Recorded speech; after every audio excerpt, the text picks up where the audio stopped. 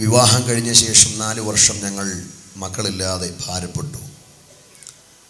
4 വർഷത്തെ നിരന്തരമായ കണ്ണുനീരിൻ്റെയും കയ്പിൻ്റെയും പ്രാർത്ഥനയുടെയും ഫലമായി ദൈവം ദാനമായി തന്ന കൺമണിയാണ് ഈ രാത്രിയിൽ പുൾപിറ്റിൽ മൈക്കുമായി നിങ്ങളെ അഭിസംബോധന ചെയ്തത്. ഓപ്പറേഷൻ ചെയ്ത് ഡോക്ടർ അവളെ എടുത്ത് നേഴ്സിൻ്റെ കയ്യിൽ കൊടുത്തു. നേഴ്സ് ടർക്കിക്കകത്ത് പൊതിഞ്ഞ് എൻ്റെ കരത്തിലേക്ക് കുഞ്ഞിനെ തരുമ്പോൾ ആ തിയേറ്ററിൻ്റെ വാതിൽക്കൽ വെച്ച് പ്രാർത്ഥിച്ച് ഞാൻ അവളെ ദൈവകരങ്ങളിൽ സമർപ്പിച്ചു. സ്നേഹനിധിയായ എൻ്റെ അമ്മ വിട്ടുപിരിഞ്ഞെന്ന് ക്രിസ്തുവിനോട് കൂടെ ചേർക്കപ്പെട്ടിട്ടില്ല, ആയുസ്സോടെയുണ്ട്.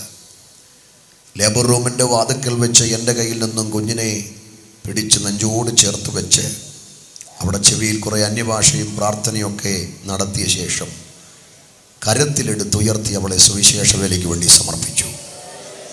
എന്നോട് പറഞ്ഞു, ഇവൾ ദൈവത്താൽ ഉപയോഗിക്കപ്പെടുന്നൊരു തലമുറയാകും. ഞാനൊരു പക്ഷേ അന്ന് കാണുകയില്ല, എങ്കിലും ദൈവം അവളെ ഉപയോഗിക്കും. സമീപകാലം ഞാൻ അവളോട് ചോദിച്ചു, മോൾക്ക് പഠിച്ച് എന്താവണം? വലിയ പഠിത്തക്കാരിയല്ലെങ്കിലും ന്യായമായിട്ട് പഠിക്കും. മോൾക്ക് എന്താകണം പഠിച്ച്? അവളെന്നോട് ഞെട്ടിച്ചുകൊണ്ട് പറഞ്ഞത് ഡോക്ടർ ആകണമെന്നല്ല, എൻജിനീയർ ആകണമെന്നല്ല, പപ്പയെ പോലെ ദൈവവചനം പ്രസംഗിക്കുന്ന ഒരു പ്രസംഗകയായിട്ട് എനിക്ക് മാറി. ദൈവം അത്ര വിശ്വസ്തനാണ്. ബഹുമാനനായ ജോൺസൺ സാർ ഇവിടെയുണ്ട്. ഞാൻ പിതൃതുല്യം സ്നേഹിക്കുന്ന ഒരു കർത്തൃവൃത്തിനാണ്. എൻ്റെ സുഹൃത്തുക്കളായ ധാരാളം ദൈവദാസന്മാർ, pastor Manoj Kuzhikkala, pastor Thomas John അടങ്ങിയ അനവധി ശ്രേഷ്ഠരായ കർത്തൃദാസന്മാരൊക്കെ ഇന്ന് രാത്രിയിൽ ഇവിടെ സന്നിഹിതരായിട്ടുണ്ട്. അനുഭവം കൊണ്ടും പഴക്കം കൊണ്ടും ശുശ്രൂഷ കൊണ്ടുമൊക്കെ എന്നിലും എത്രയോ അധികായകരും കരുത്തരുമായ കർത്തൃദാസന്മാരുടെ നല്ല നിര എൻ്റെ പിൻപിലും മുൻപിലുമായിട്ടൊക്കെ ഞാൻ ശ്രദ്ധിക്കുന്നുണ്ട്. അവരുടെ നടുവിൽ ദൈവത്തിൻ്റെ വചനമായിട്ട് നിൽക്കുന്നതൊരു വലിയ ഭാഗ്യമായിട്ട് ഞാൻ കരുതുകയാണ്. എത്ര നല്ലവനാണ് നമ്മുടെ കർത്താവ്! ഇതുപോലൊരു നല്ല ദൈവം വേറെ ലോകത്തിലില്ല. എത്ര മതിയായവനാണവൻ! അവനെ അറിഞ്ഞതൊരിക്കലും നഷ്ടമായില്ല. ഇന്നലെയും ഞാൻ പ്രസംഗിച്ച ഇടത്ത് സമീപ സ്ഥലത്താണ് ഇന്നലെ ഒരു സുവിശേഷ യോഗത്തിൽ പ്രസംഗിച്ചത്. ആദ്യമായിട്ടാണ് ആ ദേശത്തിൻ്റെ ചരിത്രത്തിലൊരു സുവിശേഷ യോഗം നടത്തുന്നത്. അതുകൊണ്ട് പുറത്തോട്ടാണ് സന്ദേശം ഞാൻ പറഞ്ഞത്. എനിക്ക് അങ്ങനെയുള്ള ഇടമാണ് ഒത്തിരി ഇഷ്ടം. അക്രൈസ്തവരായിട്ടുള്ള ആളുകൾ പുറത്ത് ധാരാളം എന്നെ ശ്രദ്ധിക്കുന്നു. അവരെ കണ്ടപ്പോൾ എനിക്ക് പ്രസംഗിക്കാൻ ആവേശം ഒന്നുകൂടെ കൂടി. അവിടെ ഞാൻ പറഞ്ഞ വാക്ക്, എത്ര നല്ലവനാണ് യേശു! ഒരിക്കലും യേശു ഒരു കെട്ടുകഥയല്ല, യേശു ഒരു നിർമ്മിത കഥയല്ല, യേശു ഒരു ഐതിഹ്യമല്ല. ഇടമറുക പറഞ്ഞിരിക്കുന്നത് ക്രിസ്തു ജീവിച്ചിരുന്നില്ലെന്ന്. മറുകല്ല, ഇനി അരിമ്പാറ പറഞ്ഞാലും ഞങ്ങൾ വിശ്വസിക്കത്തില്ല. ഇന്നലെ ദൈവമില്ല എന്ന് അവിടെ ഉറക്കെ പ്രഖ്യാപിച്ചൊരു മനുഷ്യൻ ആ പുറകിലിരിപ്പുണ്ടായിരുന്നു. ഞാൻ അറിഞ്ഞില്ല. ഞാൻ അവിടെ ഇതേ വാക്ക് പറഞ്ഞു. മറുകല്ല, മറുകിനെക്കാട്ടി കൂടിയതാണ് അരിമ്പാറ. അരിമ്പാറ പറഞ്ഞാലും ഞങ്ങൾ വിശ്വസിക്കത്തില്ല.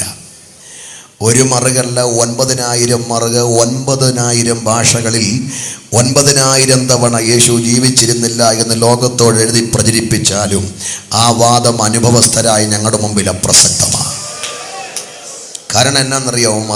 മറുക് ഇവിടെ ഇല്ലേലും ഞാൻ പറയാം.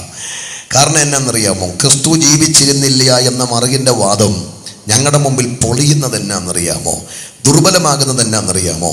പാപത്തിൻ്റെ പടുകുഴിയിൽ കിടന്ന ഞങ്ങൾ, ശാപത്തിൻ്റെ പടുകുഴിയിൽ കിടന്ന ഞങ്ങൾ, നിരാശയുടെ നീർച്ചുഴിയിൽ അകപ്പെട്ട ഞങ്ങൾ, എല്ലാം തകർന്നിടിഞ്ഞ ഞങ്ങൾ, ആ ശാപത്തിൻ്റെ, നാശത്തിൻ്റെ, പാപത്തിൻ്റെ ഭീകരാവസ്ഥയിൽ കിടന്ന് യേശുവേ എന്ന് വിളിച്ചപ്പോൾ ആ നാമത്തിലൂടെ ഞങ്ങൾക്ക് ലഭിച്ച സമാധാനം, ആ നാമത്തിലൂടെ ഞങ്ങൾക്ക് ലഭിച്ച സന്തോഷം, ആ നാമത്തിലൂടെ ഞങ്ങൾക്ക് ലഭിച്ച സൗഖ്യം, സർവോപരി ആ നാമത്തിലൂടെ ഞങ്ങൾക്ക് ലഭിച്ച നിത്യരക്ഷ വെച്ച് നോക്കുമ്പോൾ ക്രിസ്തു ജീവിച്ചിരുന്നില്ല എന്ന മറുകിൻ്റെ വാദം ഞങ്ങളുടെ മുമ്പിൽ അപ്രസക്തമാണ്. നിങ്ങളുടെ ഉള്ളിൽ വന്ന് കത്താൻ ഞാൻ ഒരു കാര്യം കൂടെ പറഞ്ഞ് വചനത്തിലേക്ക് വരാം. പലതിനെയും ഭജിച്ചവരാ ഞങ്ങൾ. എന്തിന്? പാപത്തിൻ്റെ, ശാപത്തിൻ്റെ പരിഹാരത്തിന്, രോഗത്തിൻ്റെ സൗഖ്യത്തിന്, ജീവിതത്തിൻ്റെ കനത്ത പ്രതിസന്ധിയിൽ നിന്നും ശാശ്വത പരിഹാരങ്ങൾക്ക് ഇന്നലകളിൽ പലതിനെയും ഭജിച്ചവരാ നമ്മൾ, പലതിനെയും നമിച്ചവരാ നമ്മൾ, പലതിനെയും സേവിച്ചവരാ നമ്മൾ. നമ്മുടെ പാപമോചനത്തിനും ശാപമോചനത്തിനും നമ്മുടെ രോഗസൗഖ്യത്തിനും ജീവിതത്തിൻ്റെ പ്രതിസന്ധിയുടെ പരിഹാരങ്ങൾക്കും ഇന്നലകളിൽ നാം ഭജിച്ചതും സേവിച്ചതും നമിച്ചതുമായ യാതൊരു ശക്തികൾക്കും നമ്മെ രക്ഷിപ്പാൻ കഴിയാതെ പോയപ്പോൾ, നമ്മെ ഉദ്ധരിക്കാൻ കഴിയാതെ പോയപ്പോൾ നമ്മെ മാറ്റിയൊരു നാമമുണ്ടെങ്കിൽ പറ. നമ്മുടെ അവസ്ഥയ്ക്ക് മാറ്റം നൽകിയ ഒരു ദൈവമുണ്ടെങ്കിൽ പറ. നമ്മുടെ സ്ഥിതിക്ക് മാറ്റം നൽകിയ ഒരു ദൈവമുണ്ടെങ്കിൽ പറ. അവൻ്റെ നാമത്തെ വിളിച്ചപേക്ഷിച്ചതിലൂടെ എന്തെങ്കിലും മാറ്റങ്ങൾ ലഭിച്ച ദൈവമക്കൾ ഇന്ന് രാത്രി ഈ പന്തലുണ്ടെങ്കിൽ അവരുടെ സ്തോത്രത്തിൻ്റെ ശബ്ദമാണോ ഈ മുഴങ്ങി കേൾക്കുന്നത്? അവൻ്റെ നാമത്തെ വിളിച്ചപേക്ഷിച്ചതിലൂടെ ജീവിതത്തിൻ്റെ പ്രതിസന്ധികൾക്ക് പരിഹാരം ലഭിച്ച ദൈവമക്കൾ ഇന്ന് രാത്രി ഇവിടെയുണ്ട്. അവർക്ക് മൗനമായിരിക്കാൻ പറ്റത്തില്ല. എത്ര നല്ലവനാണ് കർത്താവ്. പഴക്കം ചെന്നൊരു ഭക്തൻ്റെ വാക്ക് കടമെടുത്ത് പറഞ്ഞാൽ മുടിഞ്ഞ് നശിച്ച് പരുവക്കേട് പിടിച്ച് ഒരു കണ്ണിനും ദയവില്ലാതെ കടന്നൊരു കാലമുണ്ടായിരുന്നു. അതിനൊക്കെ മാറ്റം നൽകിയത് ഈ കർത്താവ് ജീവിതത്തിൽ വന്നതുകൊണ്ടാണ്. എത്ര നല്ലവനാണ്. ആ യേശുവിനെ രക്ഷകനായി സ്വീകരിക്കാത്ത ആരെങ്കിലും ഇന്ന് രാത്രിയിൽ ഈ ശബ്ദപരിധിയിൽ ഞങ്ങളെ ശ്രമിക്കുന്നെങ്കിൽ, ജന്മന കർമ്മണ വാഗ്മന ഗായങ്ങളാലുള്ള നിന്റെ പാപത്തെയും ശാപത്തെയും പരിഹരിച്ച് നിന്റെ രോഗത്തെ മാറ്റി ശാശ്വതമായ സമാധാനവും നിത്യരക്ഷയും നിനക്ക് തരാൻ കരുത്തുള്ളൊരു രക്ഷകനെ ഞങ്ങളിവിടെ ഉയർത്തുന്നു. അത് യേശു ക്രിസ്തുവാണ്. നിർമ്മിത കഥയല്ലവൻ. മനുഷ്യന്റെ രക്ഷയ്ക്കും മാറ്റത്തിനും വേണ്ടി അവതരിച്ച ഏക രക്ഷകനാണ് ക്രിസ്തു. അവൻ്റെ നാമം ഇന്ന് രാത്രിയിൽ വാഴ്ത്തപ്പെടട്ടെ. നല്ലൊരു അന്തരീക്ഷം, ഭയങ്കര ദൈവസാന്നിധ്യം ഇവിടെ ഉണ്ട്. ഞാനത് വ്യക്തമായിട്ട് അനുഭവിക്കുക. ഇന്നലെ മിനിയാന്ന് പകലെല്ലാം ഉപവാസ പ്രാർത്ഥനകളുണ്ടായിരുന്നു. ഈ പകലത്തെ ഉപവാസ പ്രാർത്ഥന ഇച്ചിരി കടുപ്പമാണ്. കഴിഞ്ഞ ദിവസം പ്രസംഗിച്ചിടത്ത് ഇടയ്ക്ക് കരണ്ടും കൂടെ അങ്ങ് പോയി. 2 മണിക്കൂർ ഈ പച്ച തൊണ്ട കൊണ്ട് ഞാൻ പ്രസംഗിച്ചു. 2.5 മണിക്കൂർ ജനത്തിൻ്റെ ഇടയിൽ നിന്ന് എനിക്കങ്ങ് ആവേശമായിരുന്നു. ഒരു വചനം കേൾക്കാൻ തയ്യാറായപ്പോൾ തൊണ്ടയെല്ലാം അങ്ങ് തകർന്നു പോയി. ഇന്നലെ പകലും ഒരു യോഗം ഉണ്ടായിരുന്നു, രാത്രി ഇവിടെ ഒരു യോഗം. തൊണ്ട മുഴുവൻ പോയി. ഇന്ന് പകലും ഉണ്ടായിരുന്നു, പക്ഷേ എനിക്കൊരു ശകലം പോലും ശബ്ദം എടുക്കാൻ വയ്യായിരുന്നു. എൻ്റെ ബ്രദർ എൻ്റെ കൂടെ കാറിൽ മുമ്പിൽ ഇരിപ്പുണ്ടായിരുന്നു. ഞാൻ പുള്ളിയോട് പോലും ഒന്നും മിണ്ടിയില്ല. പിള്ളേരെന്നോട് പപ്പ എന്ന് പറഞ്ഞ് എന്തൊക്കെയോ സംസാരിക്കുന്നുണ്ട്, മിണ്ടിയില്ല. പല ഫോൺ കോളുകൾ വന്നു, എടുത്തില്ല.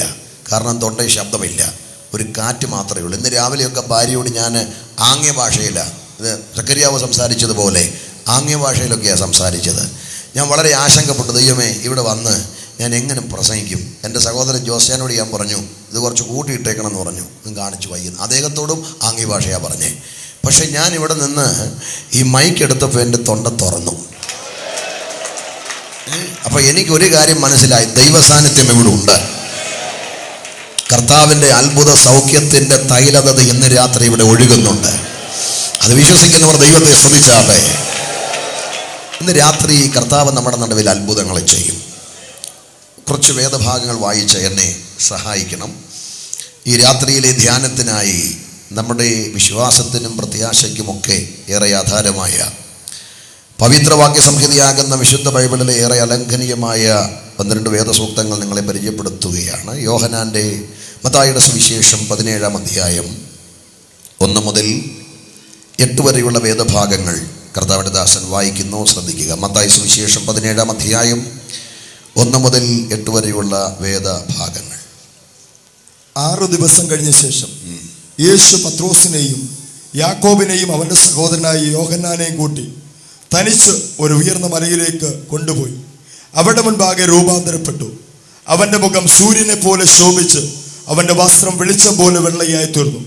മോശയും ഏലിയാവും അവനോട് സംഭാഷിക്കുന്നതായി അവർ കണ്ടു. അപ്പോൾ പത്രോസ് യേശുവിനോട്, കർത്താവേ, നാം ഇവിടെ ഇരിക്കുന്നത് നന്ന്. നിനക്ക് സമ്മതമെങ്കിൽ ഞാനിവിടെ 3 കുടിലുണ്ടാക്കാം, ഒന്ന് നിനക്കും, ഒന്ന് മോശയ്ക്കും, ഒന്ന് ഏലിയാവിനും എന്ന് പറഞ്ഞു. അവൻ പറയുമ്പോൾ തന്നെ പ്രകാശമുള്ള ഒരു മേഘം അവരുടെ മേൽ നിഴലിട്ടു. മേഘത്തിൽ നിന്ന്, ഇവൻ എൻ്റെ പ്രിയപുത്രൻ, ഇവൻ എൻ്റെ പ്രിയപുത്രൻ, ഇവങ്കൽ ഞാൻ പ്രസാദിക്കുന്നു, ഇവങ്കൽ ഞാൻ പ്രസാദിക്കുന്നു, ഇവന് ചെവി കൊടുപ്പീൻ, ഇവന് ചെവി കൊടുപ്പീൻ എന്നൊരു ശബ്ദവും ഉണ്ടായി. ശിഷ്യന്മാർ അത് കേട്ടിട്ട് ഏറ്റവും ഭയപ്പെട്ട് കവിണ് വീണു. യേശു അടുത്തു എന്ന് അവരെ തൊട്ടു. എഴുന്നേൽപ്പീൻ, ഭയപ്പെടേണ്ട എന്ന് പറഞ്ഞു. അവർ തലപൊക്കിയാറി യേശുവിനെ മാത്രമല്ലാതെ ആരെയും കണ്ടില്ല. വേറെ ആരെയും കണ്ടില്ല. ഈ നല്ല വചനങ്ങൾക്കായി ഒരാരോഗ്യമുള്ള ഹല്ലേലൂയ പറയാ. ഒരു നിമിഷം നമ്മുടെ കണ്ണുകളടച്ചൊന്ന് പ്രാർത്ഥിക്കാം. എല്ലാവരും അല്പനിമിഷം സ്തോത്രം ചെയ്താട്ടെ. പലയിടങ്ങളിലും ഈ വേദഭാഗത്തെ ആസ്പദീകരിച്ച് ഞാൻ പ്രഭാഷണങ്ങൾ നടത്തിയിട്ടുണ്ട്. പക്ഷേ വ്യത്യസ്തമായ ചില ദൂതുകൾ ഇന്ന് രാത്രി നമ്മുടെ നടുവിൽ ഈ വാക്യങ്ങളിലൂടെ വെളിപ്പെടുവാൻ എല്ലാ ദൈവമക്കളും അല്പനിമിഷം നാവുകൾ തുറന്ന് സ്തോത്രം ചെയ്താട്ടെ. സ്തോത്രം എന്നത് പദം പറയാൻ അറിയാത്ത ആരും ഇന്ന് രാത്രി ഇവിടെ ഇല്ലെന്ന് എനിക്ക് ഉറപ്പാണ്. നമ്മുടെ നാവ് തുറന്ന് അല്പനിമിഷം കർത്താവിനെ സ്തുതിക്കുക. പരിവാര സമുന്നതനായ നാഥൻ ഇന്ന് രാത്രി നമ്മുടെ നടുവിലുണ്ട്. അവൻ്റെ സാന്നിധ്യത്തെ തിരിച്ചറിയുന്ന ദൈവമക്കൾ അല്പനിമിഷം സ്തോത്രം ചെയ്യുക. ഹല്ലേലൂയ. എത്ര മധുരമാവൻ നാമം എനിക്കു പാർത്താൽ, എത്ര മധുരമാവൻ നാമം എനിക്കു പാർത്താൽ, ഓർത്തു വരും തോറുമൻ ആർത്തി മാഞ്ഞു പോകുന്നു. ഓർത്തു വരും ആർത്തി മാഞ്ഞു പോകുന്നേ. പാപത്താൽ എന്നിൽ വന്ന ശാപകാരകൾ, പാപത്താൽ ശാപകാരകൾ മാറ്റി ശോഭിത നീതി വസ്ത്രം ആഭരണമായി നൽകി. ശോഭിത ആഭരണമായി യേശു എന്നടിസ്ഥാനം, ആശയവനിലത്രേ. യേശു ആശയവനിൽ ആശ്വാസത്തിൻ പൂർണ്ണത യേശുവിൽ കണ്ടേ ഞാനും.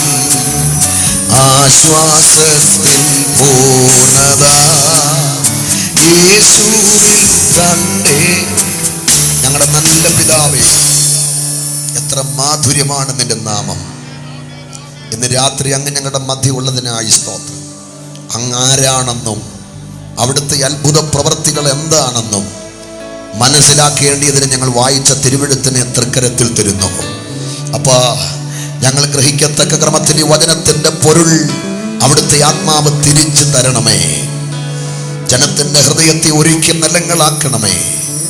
ഭോഷന്റെ നാവിനെ സമൃദ്ധകനായി ലേഖകന്റെ എഴുത്തുകോലാക്കണമേ. അങ്ങയുടെ പുത്രനെ ഇന്ന് രാത്രിയിൽ ഉയർത്തണം, യേശുവിൻ നാമത്തിൽ തന്നെ. ആമേൻ.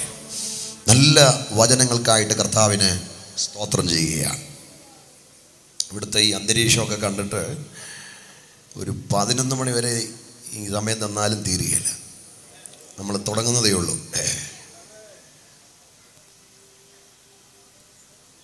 ധാരാളം മണിക്കൂറുകൾ പ്രസംഗിക്കാൻ പര്യാപ്തമായ സന്ദേശങ്ങളാണ് ദൈവത്തിൻ്റെ ആത്മാവ് ഈ വാക്യത്തിൻ്റെ അകത്ത് വാരി നിറച്ചിരിക്കുന്നത്. ഏവർക്കും പരിചിതമായ വേദഭാഗങ്ങളാണ് നാം വായിച്ചത്.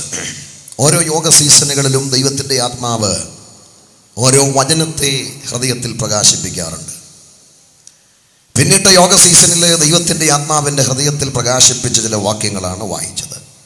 തിരക്കുകളുടെ നടുവിൽ ഈ വേദഭാഗങ്ങൾ ആവർത്തിച്ച് വായിച്ചപ്പോൾ ഈ വാക്യത്തിലെ ധ്യാനങ്ങളിലൂടെ ദൈവാത്മാവിൻ്റെ ഹൃദയത്തിൽ പാകിക്കളിപ്പിച്ച സന്ദേശം 5-ാം വാക്യമാണ്.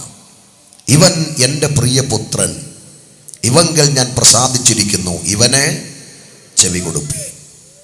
അപ്പൊ യേശു ക്രിസ്തുവിന് ചെവി കൊടുപ്പീൻ എന്നൊരു പ്രമേയമാണ് ഈ വാക്യങ്ങളിലൂടെ ദൈവാത്മാവിൻ്റെ ഹൃദയത്തിൽ പ്രകാശിപ്പിച്ചിരിക്കുന്നത്. അപ്പോൾ ഈ യോഗ പരമ്പരയുടെ 2-ാം രാത്രിയിൽ എൻ്റെ പ്രഭാഷണത്തിൻ്റെ പ്രമേയം യേശു ക്രിസ്തുവിന് ചെവി കൊടുപ്പീൻ.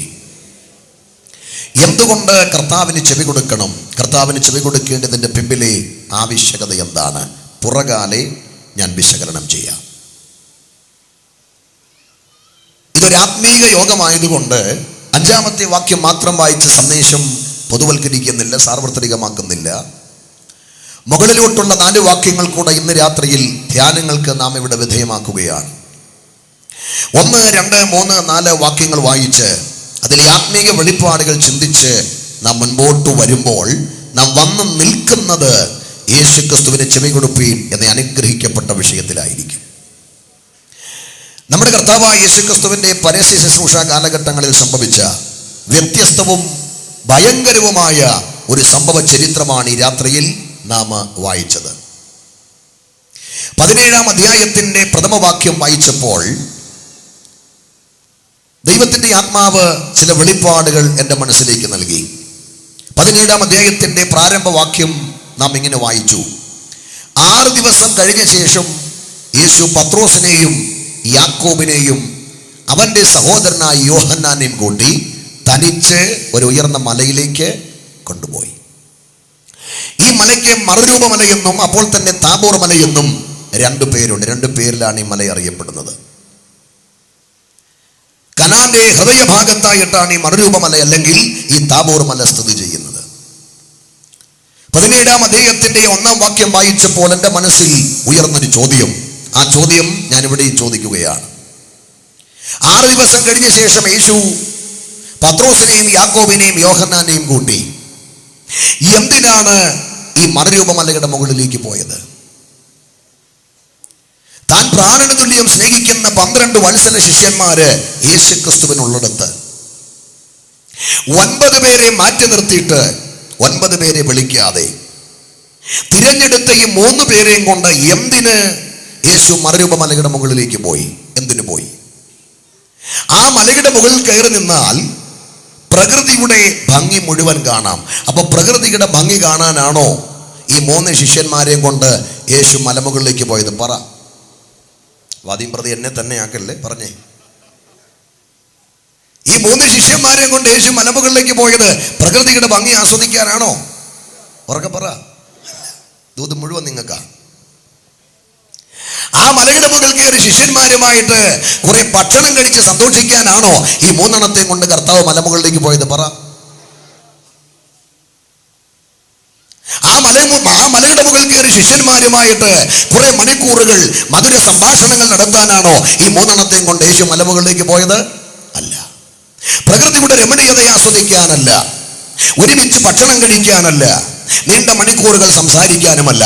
പിന്നെ എന്തിന് ഈ 3 എണ്ണത്തെയും കൊണ്ട് യേശു മലമുകളിലേക്ക് പോയി? ഉത്തരം 2-ാം വാക്യത്തിൽ നാം വായിച്ചു: അവരുടെ മുൻപാകെ യേശു രൂപാന്തരപ്പെട്ടു. കരമുയർത്തി ഒരു ഹല്ലേലൂയ പറഞ്ഞാട്ടെ. അപ്പൊ ഈ 3 എണ്ണത്തെയും കൊണ്ട് കർത്താവ് എന്തിനാ മലമുകളിലേക്ക് പോയത്? ഉത്തരം അവരുടെ മുൻപാകെ രൂപാന്തരപ്പെടാൻ. ഒന്നുകൂടെ പറഞ്ഞാൽ യേശുക്രിസ്തുവിന്റെ രൂപാന്തരത്തിന് സാക്ഷ്യം വഹിക്കാനാണ് തിരഞ്ഞെടുത്ത ഈ 3 എണ്ണത്തെ യേശു തന്നോടുകൂടെ മലമുകളിലേക്ക് കൊണ്ടുപോയത്. സഹോദരങ്ങളെ, പത്രോസ്, യാക്കോബ്, യോഹന്നാൻ എന്നീ 3 ശിഷ്യന്മാരെ മാത്രമാണ് മറുരൂപമലയിലെ രൂപാന്തരത്തിന് സാക്ഷ്യം വഹിക്കാൻ യേശു കൂടെ കൊണ്ടുപോയത്. വേറെ ആരെങ്കിലും കൊണ്ടുപോയോ? പറ. ഒറ്റ ഒരുത്തിനെ കൊണ്ടുപോയില്ല. സുവിശേഷങ്ങൾ വായിക്കുമ്പോൾ ഇത്തരത്തിലുള്ള പല പ്രധാനപ്പെട്ട സംഭവങ്ങൾ നടക്കുമ്പോഴൊക്കെ അവയ്ക്കും സാക്ഷ്യം വഹിക്കാൻ യേശു കൂടെ കൊണ്ടുപോയത് ഈ 3 എണ്ണത്തെ തന്നെയാണ്. അതിൽ 1-2 തെളിവ് ഞാൻ പറയാം. പള്ളിപ്രമാണിയായ യായിറോസിന് 12 വയസ്സുള്ളൊരു കൊച്ചു മകളുണ്ട്. ആ കുഞ്ഞു മരിച്ചുപോയി. യായിറോസിന്റെ മരിച്ചുപോയ 12 വയസ്സുള്ള മകളെ മരണത്തിൽ നിന്നും ഉയർപ്പിക്കുന്ന ആ ഉയർപ്പിന്റെ രംഗത്തിന് സാക്ഷ്യം വഹിക്കാൻ നാഥൻ കൂടെ കൊണ്ടുപോയത് ആരെയാണ്? ഈ 3 എണ്ണത്തെ. മനസ്സിലാക്കണം. ഒന്നുകൂടെ ഞാൻ പറയാം.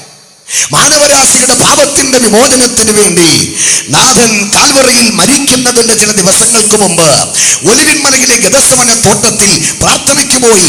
ആ പ്രാർത്ഥനാവേളയിലും നാഥൻ കൂടെ കൊണ്ടുപോയത് ആരെയാണ്? ഈ 3 പേരെ. മറുരൂപമലയിലെ രൂപാന്തരത്തിന് മാത്രമല്ല, അത്തരത്തിലുള്ള ചരിത്രപ്രസിദ്ധമായ പല പ്രധാനപ്പെട്ട സംഭവങ്ങൾക്കും സാക്ഷ്യം വഹിക്കാൻ നാഥൻ കൂടെ കൊണ്ടുപോകാൻ ഇഷ്ടപ്പെട്ടത് ഈ 3 പേരെ തന്നെയാണ്. സമീപകാലത്ത് ഞാൻ ഒരു സയന ക്ലാസ്സിൽ ഇങ്ങനെ പഠിപ്പിച്ചുകൊണ്ടിരിക്കുമ്പോൾ ഒരു ചെറുപ്പക്കാരൻ എന്നോട് ചോദിച്ചു, സാറേ, ഈ യേശു ക്രിസ്തുവിന് മുഖപക്ഷമുണ്ടോ?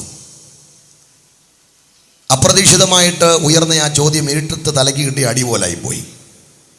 ഞാൻ ചോദിച്ചു, നീ എന്താ ചോദിക്കാൻ? സാറ് മറുപടി പറ, യേശുവിന് മുഖപക്ഷമുണ്ടോ? ഞാൻ പറഞ്ഞു, മറുപടി പറയാൻ, ചോദ്യത്തിൻ്റെ ഉദ്ദേശം വ്യക്തമാക്കാൻ. എത്ര ശിഷ്യന്മാർ യേശുവിനുണ്ട്? ഞാൻ പറഞ്ഞു 12 പേര്. 12 ശിഷ്യന്മാർ യേശുവിനുള്ളിടത്ത് 9 പേരെ മാറ്റി നിർത്തിയിട്ട് മറുരൂപമല ഉൾപ്പെടെ, യായിറോസിന്റെ മരണവീട് ഉൾപ്പെടെ, ഗെത്സമനെ തോട്ടം ഉൾപ്പെടെ പല പ്രധാനപ്പെട്ട സംഭവങ്ങൾക്കും സാക്ഷ്യം വഹിക്കാൻ എന്തുകൊണ്ട് യേശു ഈ 3 പേരെ മാത്രം കൊണ്ടുപോയി? എന്തുകൊണ്ട് 9 പേരെ കൊണ്ടുപോയില്ല? അപ്പോൾ അവന് മുഖപക്ഷമില്ലേ? ആ ചെറുപ്പക്കാരൻ്റെ ചോദ്യത്തിൻ്റെ മുമ്പിൽ ഞാൻ വട്ടം കറങ്ങി. പ്രിയരെ, ഞാൻ പറയാം, കേക്ക്.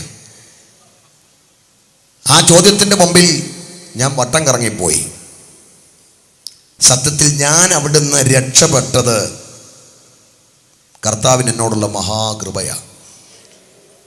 ഒരു പരുവത്തിൽ ഞാൻ അവിടുന്ന് രക്ഷപ്പെട്ടു. പക്ഷെ ഈ ചോദ്യം എന്നെ അസ്വസ്ഥനാക്കി. വീട്ടിൽ വന്ന് ഈ ഭാഗം നിവർത്തി ആർത്തിയോടെ ഞാൻ വായിച്ചു.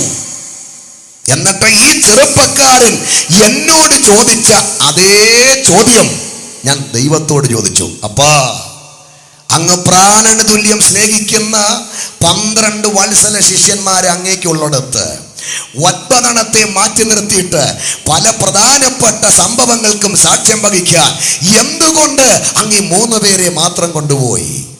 ഞാൻ ആ ചോദ്യം മേപ്പോട്ട് ചോദിച്ചപ്പോൾ എൻ്റെ മനസ്സിൽ ആരോ പറയുക, ആ പറഞ്ഞ മറുപടിയായി ഇപ്പം അച്ഛൻ പറഞ്ഞേ, എൻ്റെ മനസ്സിൽ ആരോ പറയുക, എടോ ആന്റണി, എല്ലാവരെയും എല്ലായിടത്തും കൊണ്ടുപോകാൻ പറ്റത്തില്ല. എൻ്റെ വക ഞാൻ ഒന്നുകൂടെ കൂട്ടിച്ചേർക്കുക, ചിലതിനെ ഒറ്റയൊരിടത്ത് കൊണ്ടുപോകാൻ പറ്റത്തില്ല. എല്ലാവരെയും എല്ലാം കാണിക്കാൻ പറ്റത്തില്ല, ചിലതിനെ ഒന്നും കാണിക്കാൻ പറ്റത്തില്ല.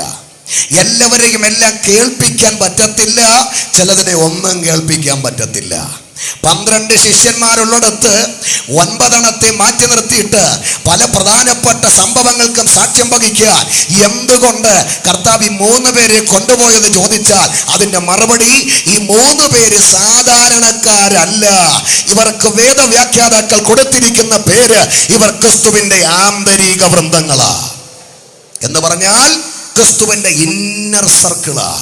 എന്താ ഈ ആന്തരിക വൃന്ദം എന്ന് പറഞ്ഞാൽ?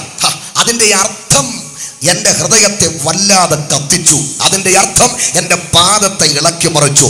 എന്താ ഈ ആന്തരിക വൃന്ദമെന്ന് പറഞ്ഞാൽ? ആന്തരിക വൃന്ദമെന്ന് പറഞ്ഞാൽ മറ്റുള്ള ആരും കണ്ടിട്ടില്ലാത്തതുപോലെ യേശുവിനെ കാണാൻ. ഒന്നുകൂടെ പറഞ്ഞാൽ, മറ്റുള്ള ആരും കേട്ടിട്ടില്ലാത്തതുപോലെ യേശുവിനെ കുറിച്ച് കേൾക്കാൻ. ഒന്നുകൂടെ പറഞ്ഞാൽ, മറ്റുള്ള ആരും അനുഭവിച്ചിട്ടില്ലാത്തതുപോലെ യേശുവിനെ അനുഭവിപ്പാൻ. ഒന്നുകൂടെ പറഞ്ഞാൽ, മറ്റുള്ള ആരും പോയിട്ടില്ലാത്തയിടത്ത് യേശുവിൻ്റെ കരം പിടിച്ച് അവൻ്റെ കാലടികൾ പിൻപറ്റി പോകാൻ അവൻ മാറ്റിവെച്ചിരിക്കുന്നവരാണ് ഈ ആന്തരിക വൃന്ദം. അങ്ങനെയെങ്കിൽ ഇന്ന് രാത്രി ഞാൻ ആ ആന്തരിക വൃന്ദത്തിലുള്ള വ്യക്തിയാണെന്ന് ബോധ്യമുള്ള ദൈവമക്കൾ ഈ പന്തലിനകത്തുണ്ടെങ്കിൽ ഞാൻ ആത്മാവിനൊരു വെളിപ്പാട് പറയാം. ഈ തലമുറയിൽ ആരും കണ്ടിട്ടില്ലാത്തത് നീ യേശുവിൽ കാണാൻ പോകുകയാ. ആരും കേട്ടിട്ടില്ലാത്തത് നീ അവനിൽ കേൾക്കാൻ പോകുകയാ. ആരെയും കൊണ്ടുപോയിട്ടില്ലാത്ത ഇടത്ത് നിന്റെ കരം പിടിച്ച് അവൻ നിന്നെ കൊണ്ടുപോകും. എല്ലാവരും കണ്ടതുപോലെയല്ല, വ്യത്യസ്തമായിട്ട് എനിക്ക് എൻ്റെ കർത്താവിനെ കാണണമെന്ന് ആഗ്രഹമുള്ളവരുടെ സ്തോത്രത്തിന്റെ ശബ്ദമാണോ ഇത്? എല്ലാവരും കേട്ടതുപോലെയല്ല, അതിനപ്പുറമായി എനിക്കവനെ കേൾക്കണമെന്ന് കൊതിയുള്ളവരുടെ സ്തോത്രത്തിന്റെ ശബ്ദമാണോ ഇത്? ആരും പോയിട്ടില്ലാത്ത ഇടത്ത് എനിക്കെൻ്റെ നാഥന്റെ കൂടെ പോകണം എന്ന് ദാഹമുള്ളവരുടെ സ്തോത്രത്തിന്റെ ശബ്ദമാണോ ഇത്? ഒറ്റ വഴി, ഞാനും നിങ്ങളും അവന്റെ ആന്തരിക വൃന്ദമാകുക. ക്രിസ്തുവിന്റെ ആന്തരിക വൃന്ദമായാൽ നമുക്ക് എന്ത് ലഭിക്കും? 100 കോടി രൂപ കിട്ടുകയില്ല, 10 ഏക്കർ തോട്ടം കിട്ടുകയില്ല, ഇവിടുത്തെ 6 അടി മണ്ണിൽ നീറി ഒടുങ്ങുന്ന ഒരു സമ്പത്തും നമുക്ക് ലഭിച്ചില്ലെങ്കിലും ക്രിസ്തുവിന്റെ ആന്തരിക വൃന്ദമായാൽ അതിനപ്പുറമായതൊന്നും ലഭിക്കും. അതെന്താ? ആരും കണ്ടിട്ടില്ലാത്ത പോലെ തേജസ്സോടെ യേശു ക്രിസ്തുവിനെ കാണാൻ പറ്റും. ആരും പോയിട്ടില്ലാത്ത ഇടത്ത് അവൻ നമ്മെ കൊണ്ടുപോകും. ഇനി വിസ്തരിക്കാൻ ആ ഭാഗത്ത് നേരെയില്ല. ആന്തരിക വൃന്ദം, ഈ ആന്തരിക വൃന്ദമായത് എങ്ങനെയാണ്? ഈ 3 പേര് എൻ്റെ ചിന്ത. പത്രോസ് പ്രത്യാശയ്ക്ക് നിഴല, യാക്കോബ് പ്രാർത്ഥനയ്ക്ക് നിഴല, യോഹന്നാൻ ദൈവസ്നേഹത്തിന് നിഴല.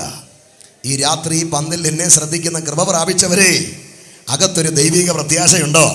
പോരാ. കത്തിക്കയറുന്നൊരു പ്രാർത്ഥനാ ജീവിതമുണ്ടോ? അതും പോരാ. ഉള്ളിൽ നിറഞ്ഞു കവിയുന്നൊരു ദൈവിക സ്നേഹമുണ്ടോ? ഇത് 3 നമ്മുടെ ഉള്ളിലുണ്ടെങ്കിൽ ഞാനും നിങ്ങളും അവന്റെ ഇന്നർ സർക്കിള്. ഈ ദിവസങ്ങളിലെ യോഗ പരമ്പരയിലൂടെ, വചന കേൾവിയിലൂടെ സകല നിരാശകളും തകർന്ന് നമ്മുടെ പ്രത്യാശ വർദ്ധിക്കട്ടെ. നമ്മുടെ പ്രാർത്ഥനാ ജീവിതം വിശാലമാകട്ടെ. നമ്മുടെ ഉള്ളിലെ ദൈവസ്നേഹത്തിൻ്റെ മാറ്റ് വർദ്ധിക്കട്ടെ. അങ്ങനെ ഞാനും നിങ്ങളും ക്രിസ്തുവിൻ്റെ ആന്തരിക വൃന്ദമാകട്ടെ. അതിലൂടെ ആരും കണ്ടിട്ടില്ലാത്തത് ക്രിസ്തുവിൽ നാം കാണട്ടെ. അടുത്ത ഭാഗത്തേക്ക് പോവുകയാണ്. അപ്പൊ ഈ തിരഞ്ഞെടുത്ത 3 പേരെയും കൊണ്ട് കർത്താവ് എവിടേക്ക് പോയി? മറുരൂപമലയുടെ മുകളിലേക്ക് പോയി. തിരഞ്ഞെടുത്ത 3 പേരെയും കൊണ്ട് നാഥൻ മലമുകളിൽ ചെന്നിട്ട് അവരുമായി സംസാരിച്ചെന്നോ ഭക്ഷണം കഴിച്ചെന്നോ ഒന്നുമല്ല. അവരുടെ മുൻപാകെ യേശു രൂപാന്തരപ്പെട്ടു. ഒരു ഹല്ലേലൂയ പറഞ്ഞാട്ടെ. ആമേൻ. അപ്പൊ യേശു ക്രിസ്തു രൂപാന്തരപ്പെട്ട് നിൽക്കുന്നത് കാണാൻ 12 ശിഷ്യന്മാരുള്ളിടത്ത് ഭാഗ്യം ലഭിച്ചത് എത്ര പേർക്കാ? അവർക്ക് പറ. നിരന്തരമായിട്ടുള്ള ഈ പ്രസംഗവും ശബ്ദം കേൾവിയില്ല. കാരണം എൻ്റെ ചെവി അടച്ചിരിക്കുക. മാക്സിമം ഉറക്കത്തിൽ പറയണം. അങ്ങനെ പറയണം. അച്ഛനെ ഞാൻ കൊണ്ടുപോകാം. പരസ്യോഗത്തിന് എനിക്ക് ഒരാളെ വേണം. കൊള്ളാം, പറ്റിയ പാർട്ടിയാ, തകർക്കാം നമുക്ക്. 12 ശിഷ്യന്മാരുള്ളിടത്ത് യേശു രൂപാന്തരപ്പെട്ട് നിൽക്കുന്ന കാണാൻ എത്ര പേർക്കാ ഭാഗ്യം ലഭിച്ചത്? ആമേൻ. നമ്മുടെ ഭാഷയിൽ പറഞ്ഞാൽ കൈകൊട്ടിയവരുണ്ട്, ആരാധിച്ചവരുണ്ട്, സൗഖ്യം പ്രാപിച്ചവരുണ്ട്, അപ്പം തിന്നവരുണ്ട്, നന്മ പ്രാപിച്ചവരുണ്ട്. ഒക്കെ ശരിയാ. പക്ഷെ അവൻ രൂപാന്തരപ്പെട്ട് നിൽക്കുന്നത് കാണാൻ എല്ലാവർക്കും കഴിഞ്ഞില്ല. അതിന് ഭാഗ്യം ലഭിച്ചത് 3 പേർക്കാ. ഇന്ന് രാത്രി സൗഖ്യം പ്രാപിച്ചവരുടെ ഗണത്തിൽ നാം ഇല്ലേലും, ഭൗതിക നന്മ പ്രാപിച്ചവരുടെ ഗണത്തിൽ നമ്മൾ ഇല്ലേലും, സാമ്പത്തിക വിടുതൽ നേടിയവരുടെ ലിസ്റ്റിൽ നമ്മൾ ഇല്ലേലും, തേജസ്സോടെ യേശു ക്രിസ്തുവിനെ ദർശിക്കുന്ന വിശുദ്ധന്മാരുടെ ഗണത്തിൽ എന്നെ ആക്കണമേ എന്ന് ആഗ്രഹമുള്ള ദൈവമക്കൾ ഇന്ന് രാത്രി ഇവിടെ ഉണ്ടെങ്കിൽ അവർ ദൈവത്തെ സ്തുതിച്ചാരാധിക്ക്.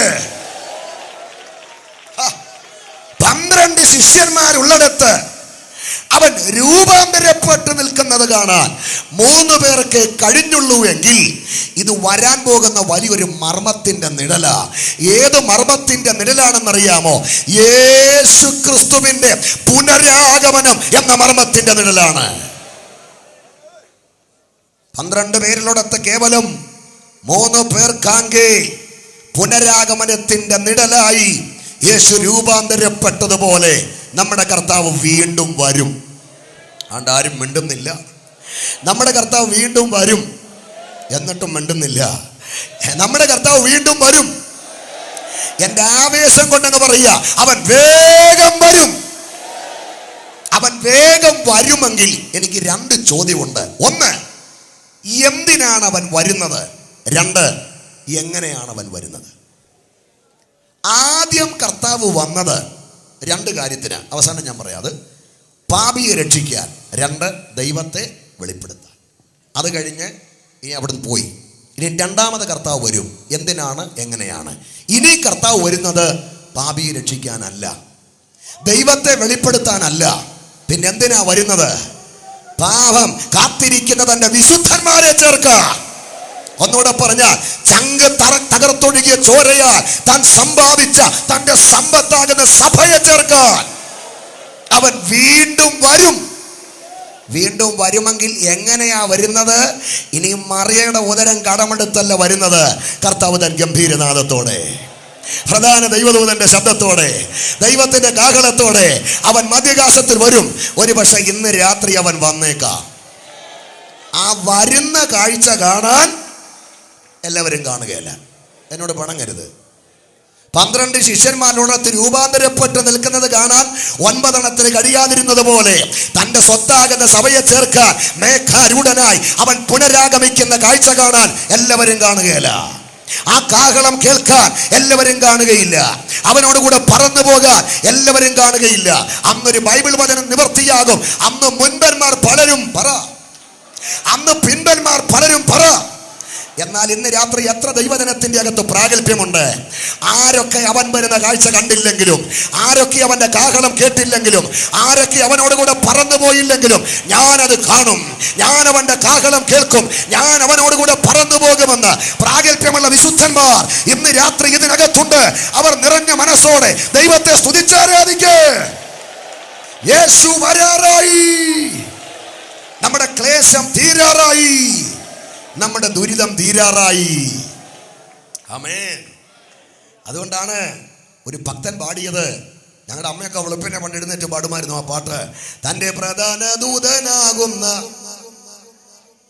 മിഖായേൽ, തൻ്റെ പ്രധാന ദൂതനാകുന്ന മിഖായേൽ കാഹളങ്ങൾ ഊതിടുമ്പോൾ ഭൂതലം കരമൊന്നടിക്കാമോ? കാഹളങ്ങൾ ഊതിടുമ്പോൾ ഭൂതലം ചേർന്ന് പാടാം.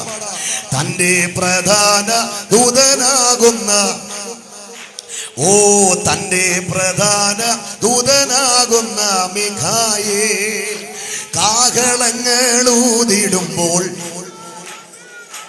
ഓ കാഹളങ്ങൾ ഊതിടുമ്പോൾ, ഓ ഈ ലോകത്തെ സ്നേഹിപ്പോർക്ക് ഭീതിയേറുമേ, ഈ ലോകത്തെ ഭീതിയേറുമേ, ഈ ലോകം നിന്നെ വെറുക്കും, നീ അന്ധനായി മാറുമേ, ഈ ലോകം നിന്നെ വെറുക്കും, നീ അന്ധനായി മാറുമേ. എന്നേശുരാജന്റെ വരവു സമീപമായി, എന്നേശുരാജന്റെ വരവു സമീപമായി. ഓ പൊന്നേശുരാജൻ വരുന്നേ എതിരേൽപ്പാൻ, പൊന്നേശുരാജൻ. പാടി ആരാധിക്കാൻ ആഗ്രഹമുണ്ട്, നേരമില്ല. അവസാനം ശാലോം വോയിസ് വരും, നമുക്ക് ഒരുമിച്ച് പാടാം. ഒരു കണ്ണിലിയ പറഞ്ഞാട്ടെ. അപ്പൊ പുനരാഗമനത്തിന്റെ നിഴലായി തിരഞ്ഞെടുത്ത 3 പേർക്കാങ്കെ മറുരൂപമലയുടെ മുകളിൽ നമ്മുടെ കർത്താവ് രൂപാന്തരപ്പെട്ടു. ആ പദം നിങ്ങൾ ഒന്ന് ആരോഗ്യത്തോടൊന്ന് പറയണം. യേശു രൂപാന്തരപ്പെട്ടു. കർത്താവ്, ഞാൻ യേശു എന്ന് പറഞ്ഞോളാം, നിങ്ങൾ രൂപാന്തരപ്പെട്ടെന്ന് പറഞ്ഞു. തിരഞ്ഞെടുത്ത 3 പേർക്കാങ്കെ നമ്മുടെ കർത്താവ്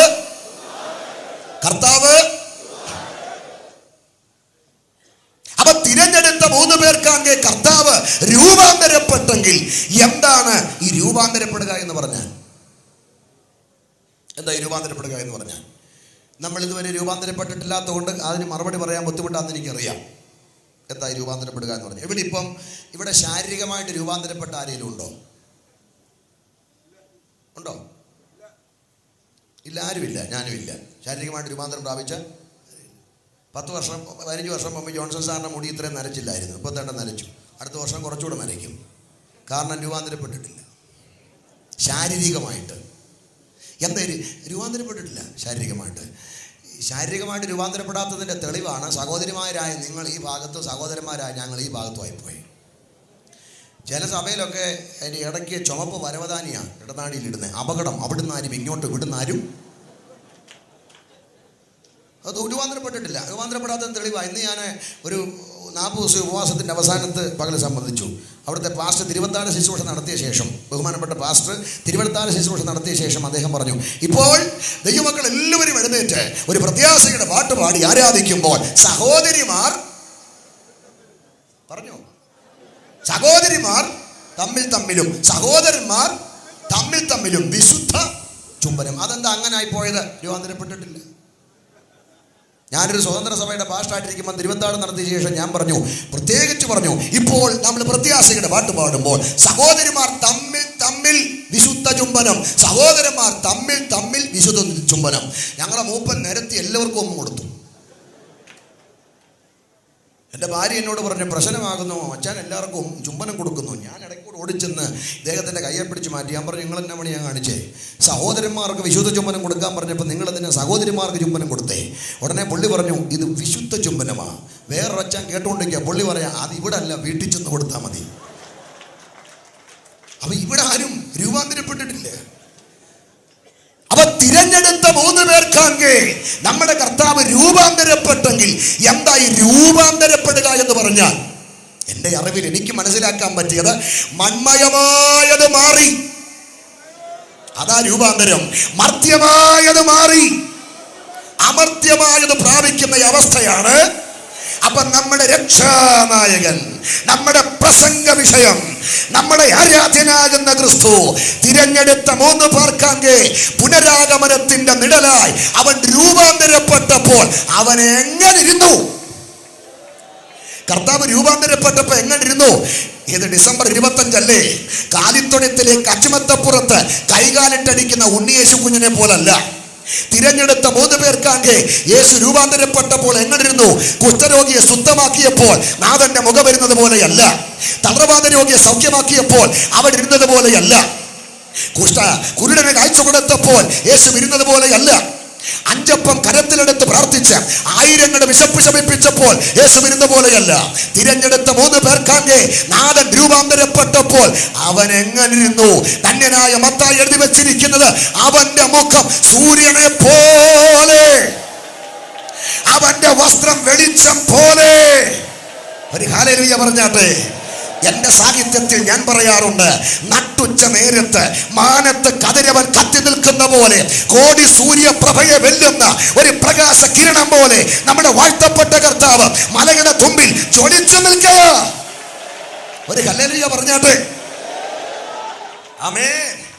ഇന്നലെ വരെ ആർക്കും തൊടാൻ, ഇന്നലെ വരെ ആർക്കും പിടിക്കാൻ, ഇന്നലെ വരെ ആർക്കും തോളെ കൈയിടാൻ, ഇന്നലെ വരെ ആർക്കും അടുത്ത് ചെല്ലാൻ, ഇന്നലെ വരെ ആർക്കും മുഖത്ത് നോക്കി കാര്യം പറയാൻ പ്രാപ്തനായ ഒരു പച്ച മനുഷ്യനെ പോലെ കടൽക്കരകളിലൂടെ, ഗ്രാമങ്ങളിലൂടെ, പട്ടണങ്ങളിലൂടെ അടിവെച്ച് മനുഷ്യനായി നടന്ന കർത്താവ് ഇന്ന് വേണ്ട മലയുടെ മുകളിൽ ക്ഷണനേരം കൊണ്ട് അടിമുടി ആവാതെ ചൂടം മാറ്റം വന്ന മുഖം സൂര്യനെ പോലെ, ഉടുപ്പ് വെളിച്ചം പോലെ, അങ്ങനെ ജ്വലിച്ചങ്ങോട്ട് നിൽക്കുക. ഈ ഭാഗം ഞാൻ വായിച്ചിട്ട് ഞാൻ അറിയാതൊരു ചോദ്യം ചോദിച്ചു, ആരായി യേശു? സ്വത്രം. കോടി സൂര്യ പ്രഭയെ വെല്ലുന്ന പ്രകാശം പോലെ മുഖമായി, ഉടുപ്പ് വെളിച്ചം പോലെ വെണ്മയായി അവൻ രൂപാന്തരപ്പെട്ട് നിൽക്കുന്ന ഈ ഭാഗം ആത്മാവിൽ വായിച്ചിട്ട് എന്റെ ധ്യാനമുറിയിൽ ഞാൻ ആവേശത്തോടെ ചോദിച്ചു, ആരായി യേശു? ആരായി യേശു? ഇന്ന് രാത്രി ഞങ്ങൾ ഉയർത്തുന്ന യേശു കേവലം ഒരു മനുഷ്യനല്ല. മിണ്ടുന്നില്ല. ഞങ്ങൾ ഉയർത്തുന്ന യേശു കേവലം ഒരു വ്യക്തിയല്ല. ഞങ്ങൾ ഉയർത്തുന്ന യേശു എണ്ണപ്പെട്ട ദേവന്മാരിൽ ഒരുവനല്ല. ഞങ്ങൾ ഉയർത്തുന്ന യേശു നിരവധി ദേവന്മാരിൽ ഒരു ദേവനല്ല. ഞങ്ങൾ ഉയർത്തുന്ന യേശു ആരാ? അവൻ സാക്ഷാൽ ദൈവത്തിന്റെ പ്രതിമ. സകല സൃഷ്ടിക്കും ആദ്യജാതൻ. കരമടിച്ചവനെ ആരാധിക്ക. അവനിലല്ലോ ദൈവത്തിന്റെ സകല സമ്പൂർണതയും ദേഹരൂപമായി വസിക്കുന്നത്.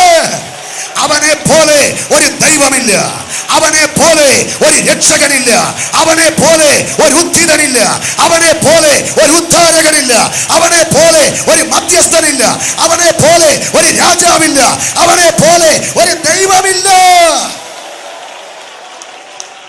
Yes yes yes yes. എത്ര ശ്രേഷ്ഠനാണ്, എത്ര ഉന്നതനാണ്, എത്ര വലിയവനാണ്, എത്ര പരമാധികാരിയാണ്, എത്ര സർവവ്യാപിയാണ്, എത്ര സർവശക്തനാണ്.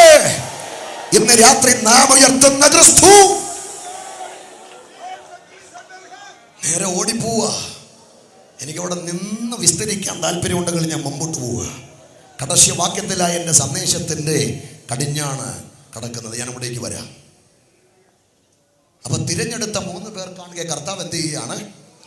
നോക്ക്, അങ്ങോട്ട് ജ്വലിച്ച് പച്ച മനുഷ്യനെ പോലെ, വിശപ്പും ദാഹോക്കൾ മനുഷ്യനെ പോലെ നടന്ന കർത്താവ് തീക്കഷണം പോലെ മലമുകളിൽ നിൽക്കുക, ജ്വലിച്ചു മലമുകളിൽ നിൽക്കുക. ഈ കാഴ്ച ആരൊക്കെ കണ്ടു? പത്രോസും യാക്കോബും. ചെറിയ കാഴ്ചയാണോ? അവരകവാള് വെട്ടുന്ന, വായടഞ്ഞു പോകുന്ന ഈ ഭയങ്കരമാകുന്ന കാഴ്ച കണ്ട് അമ്പരപ്പെട്ട് നിൽക്കുമ്പോൾ വേറൊരു കാഴ്ച കൂടെ കാണുക. അതെന്താ? രൂപാന്തരപ്പെട്ട് നിൽക്കുന്ന യേശുക്രിസ്തുവിന്റെ അരികിൽ അതുപോലെ തന്നെ ജ്വലിച്ചു നിൽക്കുന്നു മോശയും ഏലിയാവും. ഒരു ഹല്ലേലൂയ പറഞ്ഞാട്ടെ. കുണ്ടറക്കാരൻ്റെ ഒരു CJ മനുവേലി ഉദ്ദേശിച്ചുണ്ട്, 2 കണ്ണിനും കാഴ്ചയില്ലാത്ത. ആമേൻ. അദ്ദേഹത്തിൻ്റെ പരസ്യോഗത്തിൻ്റെ പ്രൊഡക്റ്റാണ് എൻ്റെ അമ്മ. 80 കാലഘട്ടങ്ങളിൽ തകരം വളച്ച് അത്തിക്കേങ്കവളിൽ പരസ്യോഗത്തിന് പ്രസംഗിച്ചപ്പോൾ കൊടുമ്പറവിൽ കൊടവുമായി ആറ്റി വെള്ളം കോരാൻ പോയ എൻ്റെ അമ്മ, അന്ധനായ ആ ദൈവവൃത്തൻ്റെ സുവിശേഷ പ്രസംഗം കേട്ട് കത്തോലിക്ക സമുദായത്തിൽ നിന്ന് എൻ്റെ അമ്മ രക്ഷിക്കപ്പെട്ട ദൈവകൃപയിൽ വന്നു. അപ്പോൾ അദ്ദേഹത്തിൻ്റെ പരസ്യോഗത്തിൻ്റെ പ്രൊഡക്റ്റാണ് ഞാൻ, എൻ്റെ അമ്മ. അപ്പോൾ മനുവലുഷയുടെ വാക്ക് കടമെടുത്തു പറഞ്ഞാൽ ഇവനേതാന്നറിയാത്ത വിധത്തിൽ മറുരൂപമലയിൽ 3 പേർ ഒരുപോലെ നിൽക്കുക. ആരൊക്കെ? യേശുക്രിസ്തുവും മോശയും ഏലിയാവും. 3 പേർ ഒരുപോലെ നിൽക്കുക. അപ്പം ഞാൻ നിങ്ങളുടെ ഉള്ളിൽ വന്ന് കത്താൻ, ആകെ കത്തി നിൽക്കുക, എന്നാലും ഒന്നുകൂടെ ഒന്ന് കത്താൻ ഞാനൊരു വെളിപ്പാട് പറയാം, ഒരു ദൂത് പറയാം. ഈ രൂപാന്തരപ്പെട്ട് നിൽക്കുന്ന യേശുക്രിസ്തുവിനെ അരികിൽ മോശ ഏലിയാവ് നിൽക്കുക കേട്ടോ. ആരായി മോശ ഏലിയാവും? ഇതിൽ മോശ ന്യായപ്രമാണത്തിൻ്റെ ദാതാവാണ്.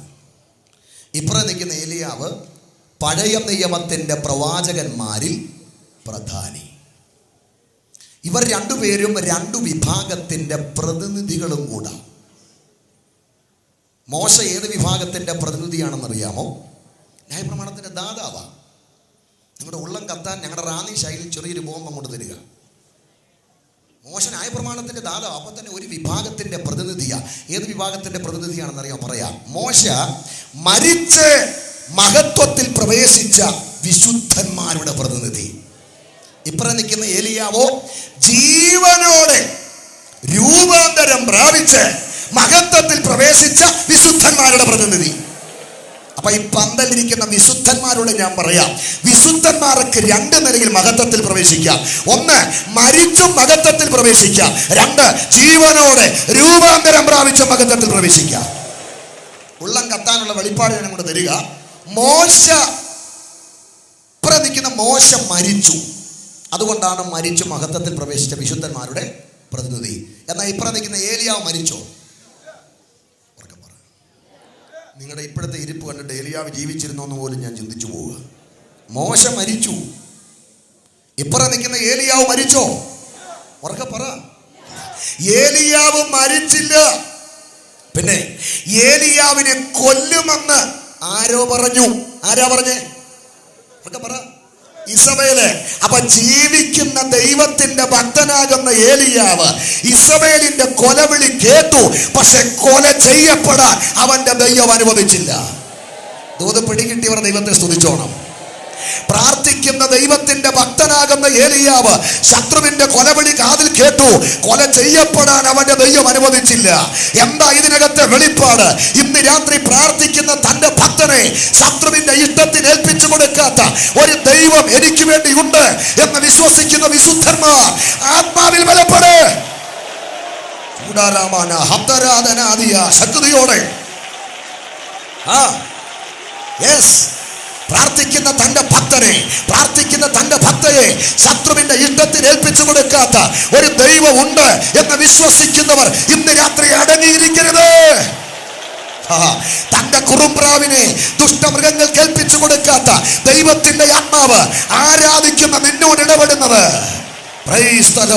പ്രാർത്ഥിക്കുന്ന നിന്നെ ശത്രുവിന്റെ ഇഷ്ടത്തിന് ഏൽപ്പിച്ചു കൊടുക്കാത്ത ദൈവത്തിന്റെ തേജസ്സിന്റെ ദ്രവിക്കാത്ത കരം ഈ 2ാം രാത്രിയിൽ ഈ പന്തലകത്ത് ചലിക്കുന്നുണ്ട്. നിന്റെ തലമുറയ്ക്കെതിരെയുള്ള ശത്രുവിന്റെ പദ്ധതികൾ അഴിയുന്ന രാത്രിയായത്. നിന്റെ കുടുംബത്തിന്റെ ഭാവിക്കെതിരെയുള്ള ശത്രുവിന്റെ പദ്ധതികൾ അഴിയുന്ന രാത്രിയായത്. നിന്റെ ആയുസിനെതിരെയുള്ള ശത്രുവിന്റെ പദ്ധതികൾ അഴിയുന്ന രാത്രിയായത്. നിന്റെ ശുശ്രൂഷക്കെതിരെയുള്ള ശത്രുവിന്റെ പദ്ധതികൾ അഴിയുന്ന രാത്രിയായത്. നിന്റെ വാഗ്ദത്തത്തിനെതിരെയുള്ള ശത്രുവിന്റെ പദ്ധതികൾ അഴിയുന്ന രാത്രിയായത്. നിന്റെ നിയമനത്തിന്, നിന്റെ നിലവാരത്തിന്, നിന്റെ നിയോഗത്തിനെതിരെയുള്ള ശത്രുവിന്റെ പദ്ധതികൾ അഴിയുന്ന രാത്രിയായത്. നിന്നെ കുറിച്ചുള്ള ദൈവത്തിന്റെ പദ്ധതികൾ ജയിക്കുന്ന രാത്രിയായത്.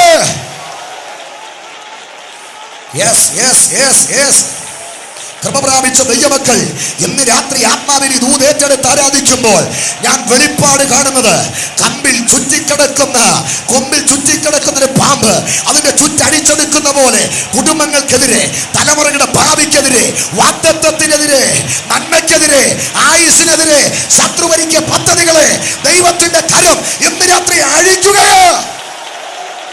അഴിയട്ടെ ക്യാൻസറുകള്, അഴിയട്ടെ ട്യൂമറുകള്, അഴിയട്ടെ മാറാ രോഗങ്ങള്, അഴിയട്ടെ മരണവിധികള്. കൃപ കൃപ കൃപ കൃപ കൃപ കൃപ.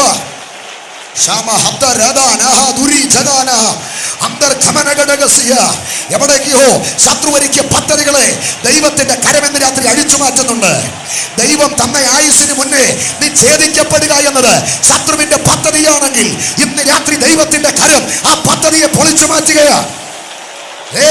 യാത്രാ മധ്യേ നീ പൊലിയുക എന്നത് ദുഷ്ടന്റെ പദ്ധതിയാണെങ്കിൽ ഇന്ന് രാത്രി ദൈവത്തിന്റെ കരം ആ പദ്ധതി അഴിച്ചു മാറ്റുകയാ. നിന്റെ വീടിന്റെ മുറ്റത്ത് നീലപ്പടുക, നിന്റെ വീടിന്റെ മുറ്റത്ത് കരിങ്കൊടി കെട്ടുക എന്നത് ശത്രുവിന്റെ പദ്ധതിയാണെങ്കിൽ ഇന്ന് രാത്രി ദൈവത്തിന്റെ കരം ആ പദ്ധതി അഴിച്ചു മാറ്റുകയാ.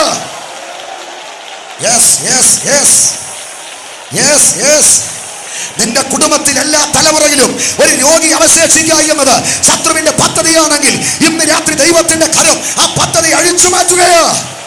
നിന്റെ തലമുറയ്ക്കൊരു ഭാവി ഉണ്ടാകാതെ എല്ലാ നാളും നിന്റെ കുടുംബത്തിൽ നിന്റെ തലമുറ ബാധ്യതയായി നിൽക്കുക എന്നത് ശത്രുവിന്റെ പദ്ധതിയാണെങ്കിൽ ഈ രണ്ടാം രാത്രി ദൈവത്തിന്റെ കരം ആ പദ്ധതിയെ അഴിച്ചു മാറ്റുകയാ.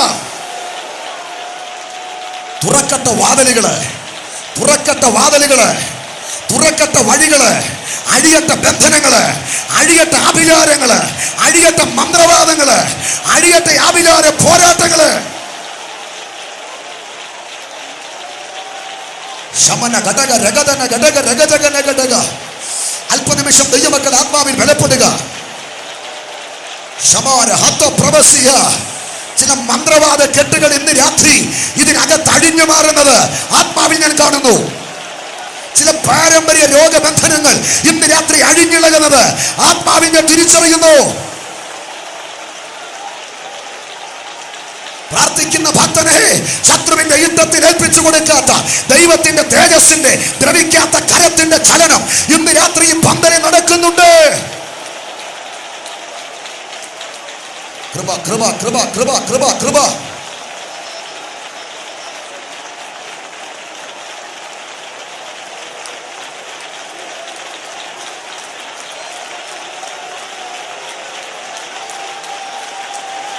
Yes.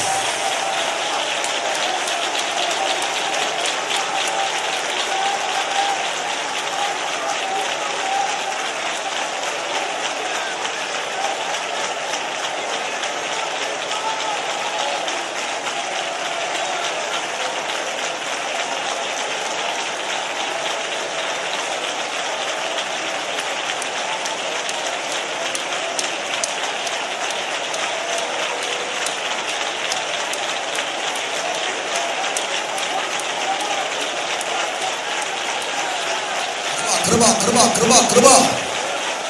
പ്രാർത്ഥിക്കുന്ന തന്റെ ഭക്തനെ ശത്രുവിന്റെ ഇഷ്ടത്തിൽ ഏൽപ്പിച്ചു കൊടുക്കാത്ത ദൈവത്തിന്റെ തേജസ്സിന്റെ ബലമുള്ള കരം ഇന്ന് രാത്രി ഈ പന്തലിൽ ചലിക്കുന്നുണ്ട്.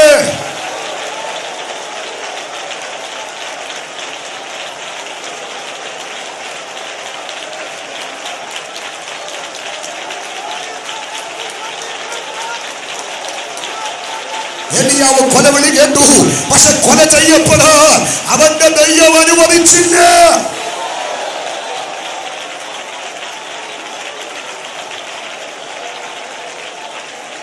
ഒരു കാര്യം കൂടെ ഞാൻ പറയാം. എപ്പോഴാ ഏലിയാവിനെതിരെ കൊലവിളി ഉണ്ടായത്? ഞാൻ ചോദിച്ചോട്ടെ. ചുമ്മാതെ നടന്ന കൊലവിളി ഉണ്ടോ? ഉണ്ടോ ചോദിച്ചാൽ? ചുമ്മാതെ നടന്ന കൊലവിളിയില്ല, ദർശനമില്ല, ആത്മഭാരമില്ല, വചനധ്യാനമില്ല, പ്രാർത്ഥനയില്ല, ഉപവാസമില്ല, ദൈവത്തോട് വിശ്വസ്തതയില്ല. തെക്കും വടക്കും നടന്ന കൊലവിളി ഉണ്ടോ? ഒരു പോരാട്ടമില്ല. എന്ത് സുഖമായിരിക്കും, ഒഴുക്കിന് അനുസരിച്ചങ്ങ് പോകാം. പക്ഷെ ഏലിയാവിനെതിരെ എപ്പോഴാണ് കൊലവിളി പൊങ്ങിയത്? പറയാം. പഴയ നിയമത്തിന്റെ തലക്കനം വന്ന ഒറ്റ പ്രവാചകരിലും വെളിപ്പെട്ടിട്ടില്ലാത്ത ചില ശുശ്രൂഷകൾ ഏലിയാവിനോട് ദൈവം ചെയ്യാൻ തുടങ്ങിയപ്പോൾ അഭിനന്ദന പ്രവാഹമല്ല, അനുമോദനത്തിന്റെ പൂച്ചണ്ടല്ല, മറുവശത്ത് കൊലവാള് പൊങ്ങി. Praise the Lord.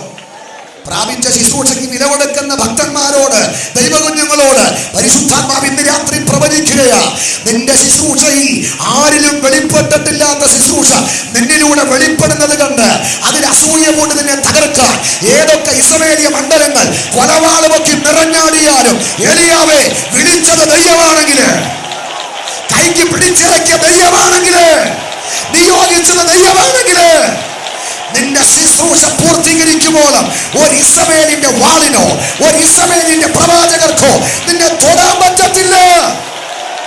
ഉറപ്പുള്ളവർ ഇന്ന് രാത്രി ആത്മാവിൽ ബലപ്പെട്. എന്നെ വിളിച്ചത് ഒരു മനുഷ്യനല്ല, എന്നെ വിളിച്ചത് എന്റെ ദൈവമാണ്. ശുശ്രൂഷ എന്റെ മേൽ പകർന്നത് ഒരു മനുഷ്യനല്ല, ദൈവമാണ്. എന്നെ കൈക്ക് പിടിച്ചുറക്കിയത് മനുഷ്യനല്ല, ദൈവമാണ്. ദൈവമാ നിന്നെ വിളിച്ചതെങ്കിൽ നിന്റെ ദൗത്യം പൂർത്തീകരിക്കുമ്പോഴും വിളിച്ചവന്റെ ഉള്ളംകൈയിൽ നീയും നിന്റെ ആയുസ്സും നിന്റെ ഭാവിയും നിന്റെ ശുശ്രൂഷയും സുരക്ഷിതമായിരിക്കും. ആരാധിക്കുന്നവന്റെ സംരക്ഷണം ബാങ്കിലല്ല, ആരാധിക്കുന്നവന്റെ സംരക്ഷണം വളർത്തുനായിലല്ല, ആരാധിക്കുന്നവന്റെ സംരക്ഷണം ഗവൺമെന്റിലല്ല, ആരാധിക്കുന്നവന്റെ സുരക്ഷിതത്വം ദൈവത്തിന്റെ കയ്യില്. പാറ്റിക്കളയാൻ, പിടിതെറിയാൻ, പറിച്ചെറിയാൻ 2017 ആരംഭം മുതൽ അവസാനം വരെ ശത്രു പൊരുതി. എന്താ തകരാഞ്ഞത്? വിളിച്ചവന്റെ ഉള്ളം കയ്യിലായിരുന്നു നീ ഞാനും. കരം ഉയർത്തി ദൈവത്തെ സ്തുതിക്കുക. മടങ്ങി വരിക. അപ്പൊ ഏലിയാവിനെതിരെ കൊലവിളി ഉണ്ടായി. ഇനി ഒരു കാര്യം കൂടെ പറഞ്ഞ വെളിപ്പാട് വിടാം, എനിക്ക് പ്രധാനപ്പെട്ട ഭാഗത്തേക്ക് വരണം. അപ്പോഴേ ഞാൻ ചോദിക്കുക ഇസബേലിനോട്, ബഹുമാനത്തോടെ നല്ല കളിയാക്കി പരിഹസിച്ച് പുച്ഛിച്ചോണ്ടാണ് ചോദിക്കുന്നേ. ജീവിക്കുന്ന ദൈവദാസനെ കൊല്ലുമെന്ന് നീ പറഞ്ഞില്ലേ അല്ലേ? വലിയ ശുശ്രൂഷയൊക്കെ വെളിപ്പെട്ടപ്പോൾ അവൾ ഉറയിൽ നിന്ന് വാള വലിച്ചൂരി കരിങ്കാലിയെ പോലെ ഉറഞ്ഞുതുള്ളി ഉറക്കം പറഞ്ഞു, നാളെ ഈ നേരം നിന്നെ ഞാൻ തീർത്ത് കളയും. അപ്പൊ ജീവിക്കുന്ന ദൈവത്തിന്റെ ദാസനാകുന്ന ഏലിയാവിനെ കൊല്ലുമെന്ന് കൊലവാള് പൊക്കി കൊലവിളി മുഴക്കി ഇസബേലേ ഞങ്ങൾ എന്നോട് ചോദിക്കുക, നീ എവിടാ, നീ ഇപ്പൊ എവിടാ, നീ ഇപ്പൊ എവിടാ എന്ന കൊലവിളി കേട്ട ഏലിയാവിനോട് ചെറുപ്പക്ക കൺവെൻഷന്റെ 2ാം രാത്രി ഞങ്ങൾ ഒരുമിച്ച് ചോദിക്കുക, ശത്രുവിന്റെ കൊലവിളി കേട്ട ഏലിയാവേ അങ്ങിപ്പോൾ എവിടെ നിൽക്കുന്നു? അങ്ങിപ്പോ ആരുടെ പ്രതിനിധിയായി നിൽക്കുന്നു? ഇതാ പ്രാർത്ഥിക്കുന്നവന് ശത്രുവും തമ്മിലുള്ള വ്യത്യാസം. കൊലവിളി മുടക്കിയിട്ട് അവൾ മാളികയുടെ മുകളിൽ കയറി, കിളിവാതിൽ തുറന്ന് താപ്പോട്ട് നോക്കി സ്വർണ്ണനിറമുള്ള മുണ്ട് ചീകി മിനുക്കിക്കൊണ്ട് നിൽക്കുമ്പോൾ താഴെ കൂടെ ഏകു പോകുന്നു. ചോദിച്ചു, ശുഭമാണോ പോക്ക്? ഏകോ തിരിച്ചു പറഞ്ഞ മറുപടി, പിടിച്ച് പൊക്കിയെടുത്ത് താപ്പോട്ടിട്ട് ആരുമില്ലേ? ഏട്ടവാതി 2 ഷണ്ണന്മാര് വന്ന് അവളെ പിടിച്ച് പൊക്കി താപ്പോട്ടിട്ടു. ഭക്തനെ കൊല്ലുമെന്ന് കൊലവിളി മുടക്കിയവൾ എന്തിയേ? മാളികയുടെ മുകളിൽ നിന്ന് താപ്പോട്ട് വരിക. നേരെ ചൊവ്വയല്ല, പഴുത്ത കൂടച്ചക്ക വരുന്ന പോലെ ഉച്ചിമുത്തി താപ്പോട്ട് വരിക.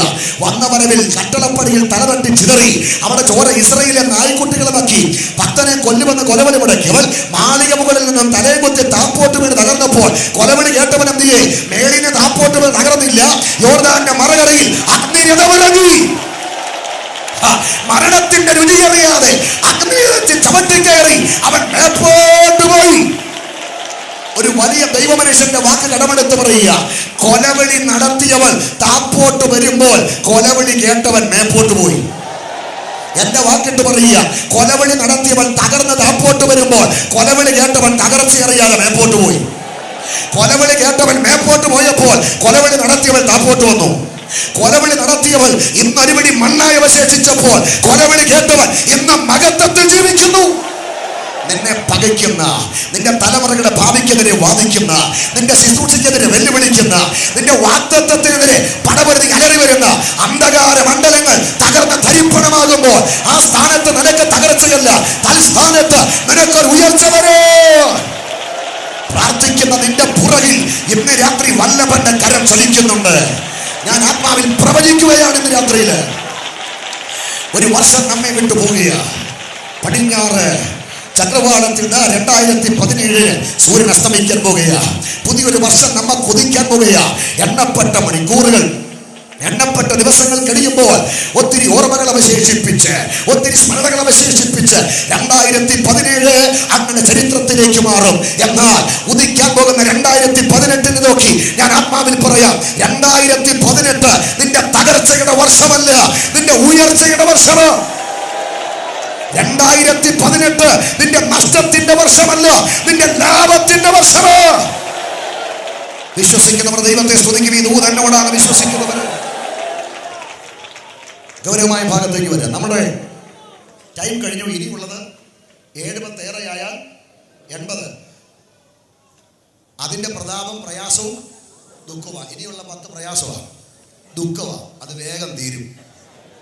എത്ര വലിച്ചു നിർത്തിയാലും കഷ്ടമാണ്. കാരണം ദുഃഖമാണ്. ഉള്ളുകയൻ ഒക്കത്തില്ല. കാര്യം 9-10 വരെ ഞാൻ നോക്കിയിരിക്കുക. 9-9 ഏറിയാൽ 9:15 വരെ ഞാൻ നോക്കിയിരിക്കുക. അതും പ്രതാപം. അതിന് പ്രതാപവും പ്രയാസവും ദുഃഖമാണ്. അതുകൊണ്ട് വേഗം പോവാം. അപ്പം ഈ 3 പേരും മലമുകളിൽ രൂപാന്തരപ്പെട്ട് നിൽക്കുന്നത് യേശു, ന്യായപ്രമാണത്തിൻ്റെ ദാതാവായ മോശയും പ്രവാചകൽ പ്രധാനിയായ ഏലിയാവും നമ്മുടെ വാഴ്ത്തപ്പെട്ട കർത്താവിൻ്റെ 2 വശങ്ങളിലായി അങ്ങനെ കൊണ്ട് നിൽക്കുക. 3 എണ്ണം ഒരുപോലെ നിൽക്കുക. മനുവേലുഷിയുടെ വാക്ക് ഇടപെടുത്ത് പറയും, അവനേതാ ഇവനേതാ ഇവനേതാന്ന് അറിയാത്ത ഒത്തിരി 3 പേരും ഒരുപോലെ. അതെന്താ 3 പേരും ഒരുപോലെ നിൽക്കുന്നതെന്ന് അറിയാമോ? അതിൻ്റെ അർത്ഥം എനിക്ക് തോന്നുന്നത് ഈ രൂപാന്തര ശരീരങ്ങളെല്ലാം എങ്ങനെ പറ, ഈ രൂപാന്തരമാണ് നിങ്ങൾക്ക് വിഷയം.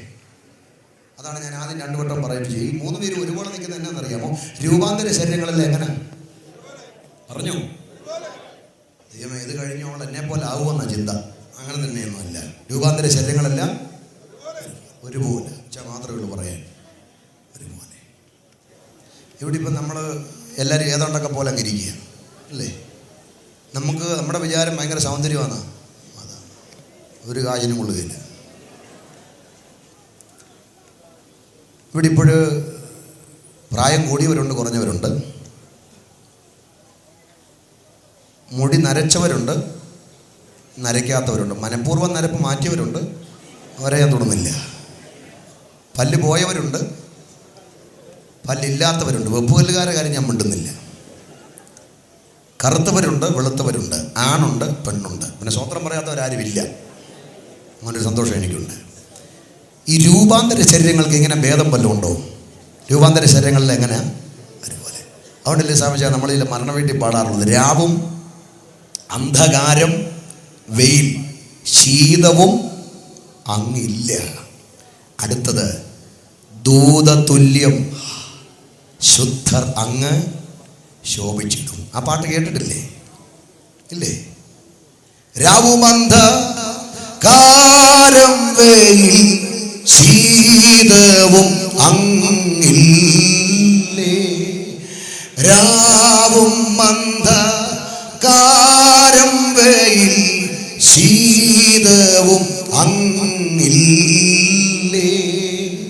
ദൂതതുല്യം. ധൈര്യമായിട്ട് പാടിക്കൂ, ആരും മരിച്ചിട്ടില്ല. ശോഭിച്ചിടുന്നേ ദൂതതുല്യം ശോധരങ്ങ് ശോഭി.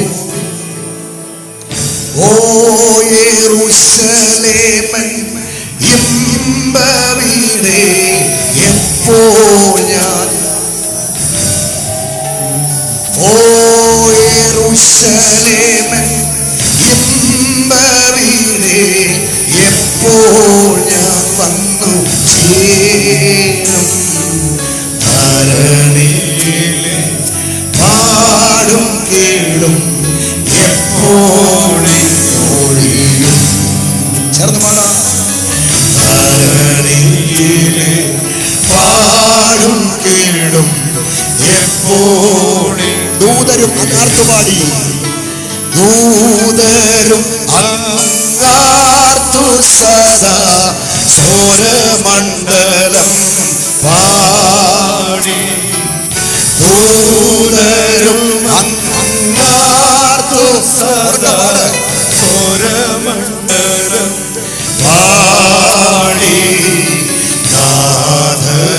കൊണ്ടാടിടുന്ന ഗീതമാമോടി നാഥനെ കൊണ്ടാടിടുന്ന ഗീതമാമോടി. എത്ര മനോഹരമായ പാട്ട്, എത്ര അനുഗ്രഹിക്കപ്പെട്ട പാട്ട്. എൻ്റെ വണ്ടിക്കകത്തും വീട്ടിലുമൊക്കെ എൻ്റെ ഏകാന്തത ഞാൻ കേട്ട് ആനന്ദിച്ച് ആഹ്ലാദിച്ച് സന്തോഷിച്ച് ബലപ്പെടുന്നൊരു പാട്ടായത്. കണ്ടോ ഞാൻ ഈ പാട്ട് പാടിയപ്പോൾ അന്തരീക്ഷം പോയത് ഒരു മരണവീട് മരണപ്പന്തല് പോലായി. ഇടയ്ക്ക് 2 ശവം വച്ചിട്ടുണ്ടോ എന്നൊരു സംശയം. ഞാൻ ഈ പാട്ട് പാടിയപ്പോൾ 60 കഴിഞ്ഞ സകലയാണോ തല കുനിച്ചു വേടത്തെ പോലെ. ഞാൻ ഈ പാട്ട് പാടിയപ്പോൾ ചിലത് ബൈബിളിൻ്റെ സിബിടുന്നു, മൊബൈലിൻ്റെ സൈലൻ്റ് മാറ്റുന്നു, ഷാൾ വലിച്ചു കെട്ടുന്നു, കസേര വലിച്ചു മാറ്റുന്നു. എന്തൊക്കെ വലിച്ചു കെട്ടിയാലും എന്തൊക്കെ സൈലൻ്റ് മാറ്റിയാലും എതിലെയൊക്കെ പോയാലും ഇന്നല്ലേ നാളെ പോക്കാം. ഇന്ന് രാത്രി മരണത്തെ പേടിക്കുന്ന ആരെങ്കിലും ഉണ്ട്? ഒറ്റയാനെ പോലെ ഞാനൊരു കാര്യം പറയാം. ജീവിക്കുന്ന ഒരു വിശുദ്ധന്റെ ഏറ്റവും വലിയ വിടുതൽ മരണമാ.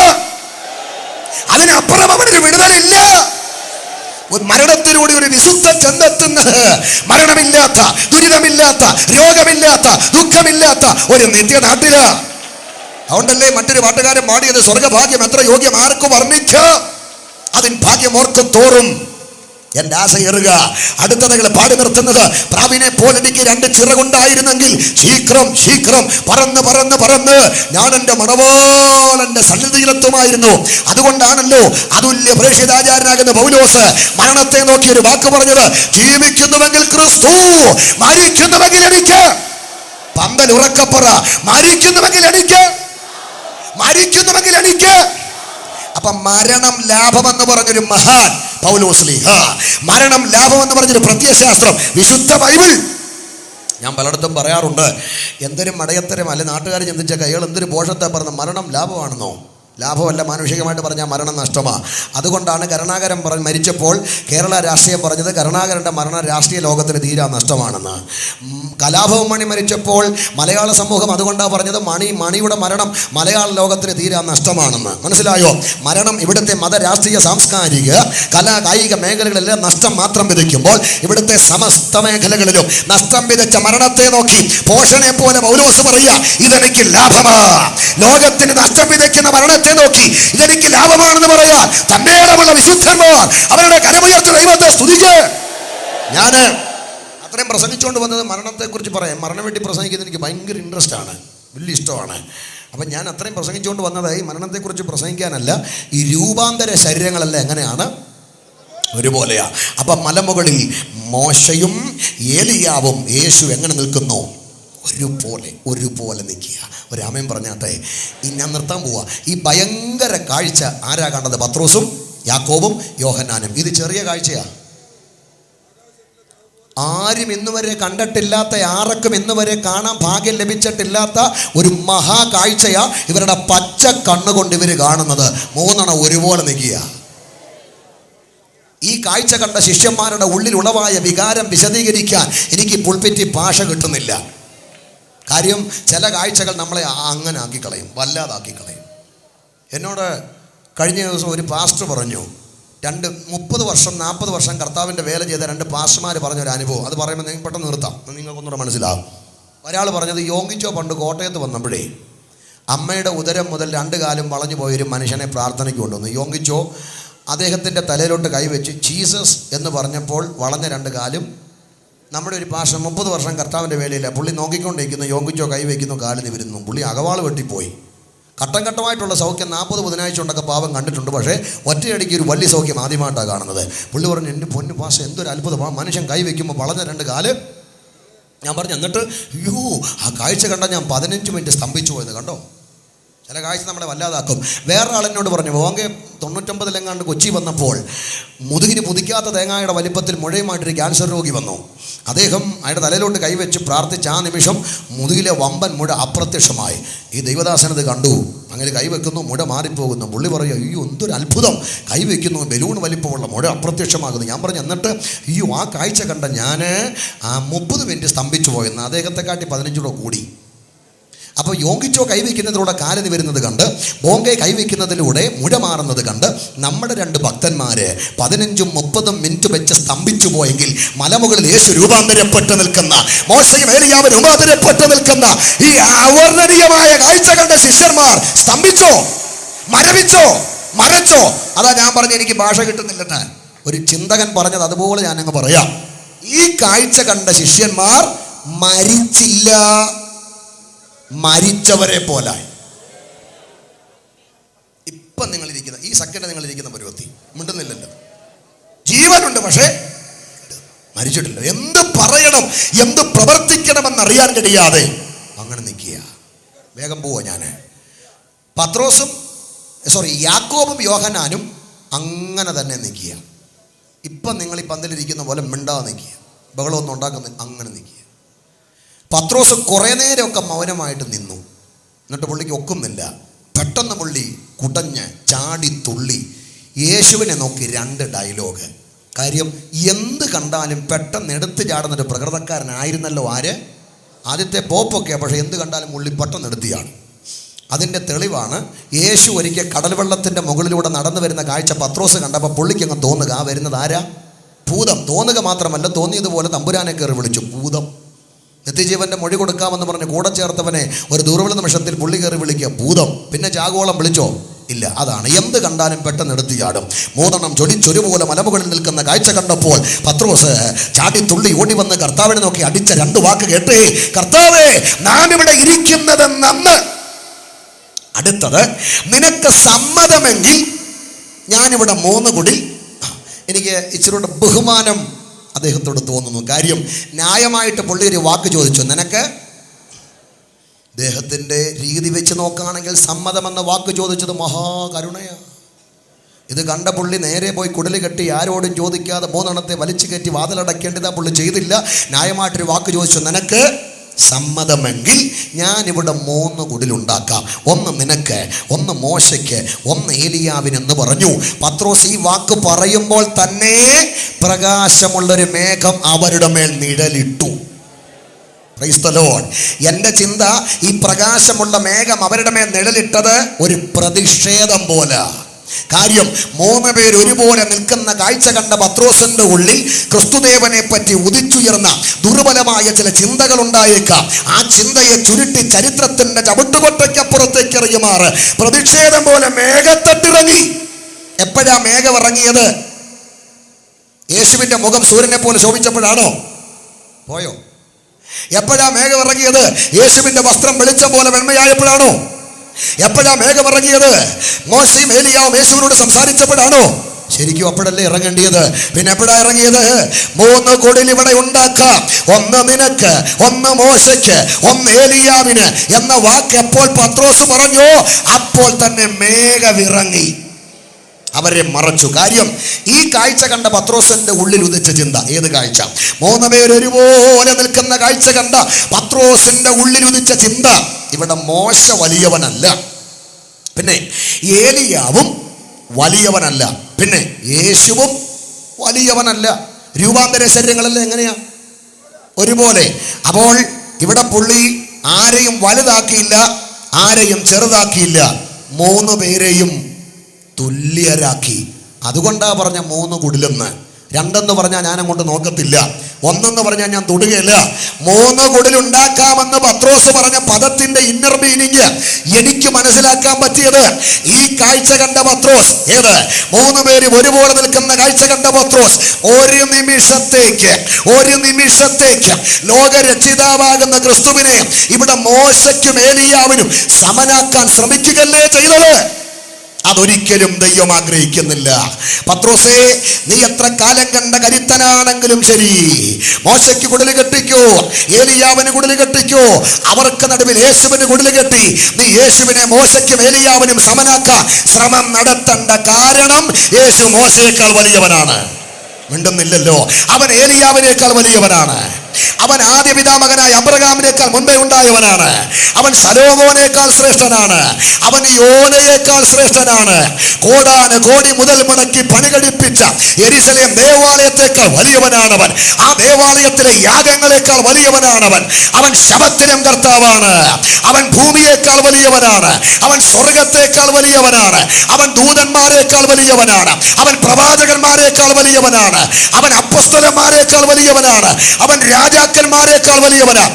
അവനെ പോലെ ഉയർന്നവനാരുമില്ല. അവനെ പോലെ ഉന്നതനാരുമില്ല. അവനെ പോലെ അത്യുന്നതനാരുമില്ല. അവനെ പോലെ സർവശക്തൻ ആരുമില്ല. ഒറ്റ വാക്കിൽ പറഞ്ഞ അവന് തുല്യം ചൊല്ലോ ഈ ലോകത്തിൽ ആരുമില്ല. കരമുയർത്തി ദൈവത്തെ സ്തുതിക്ക്.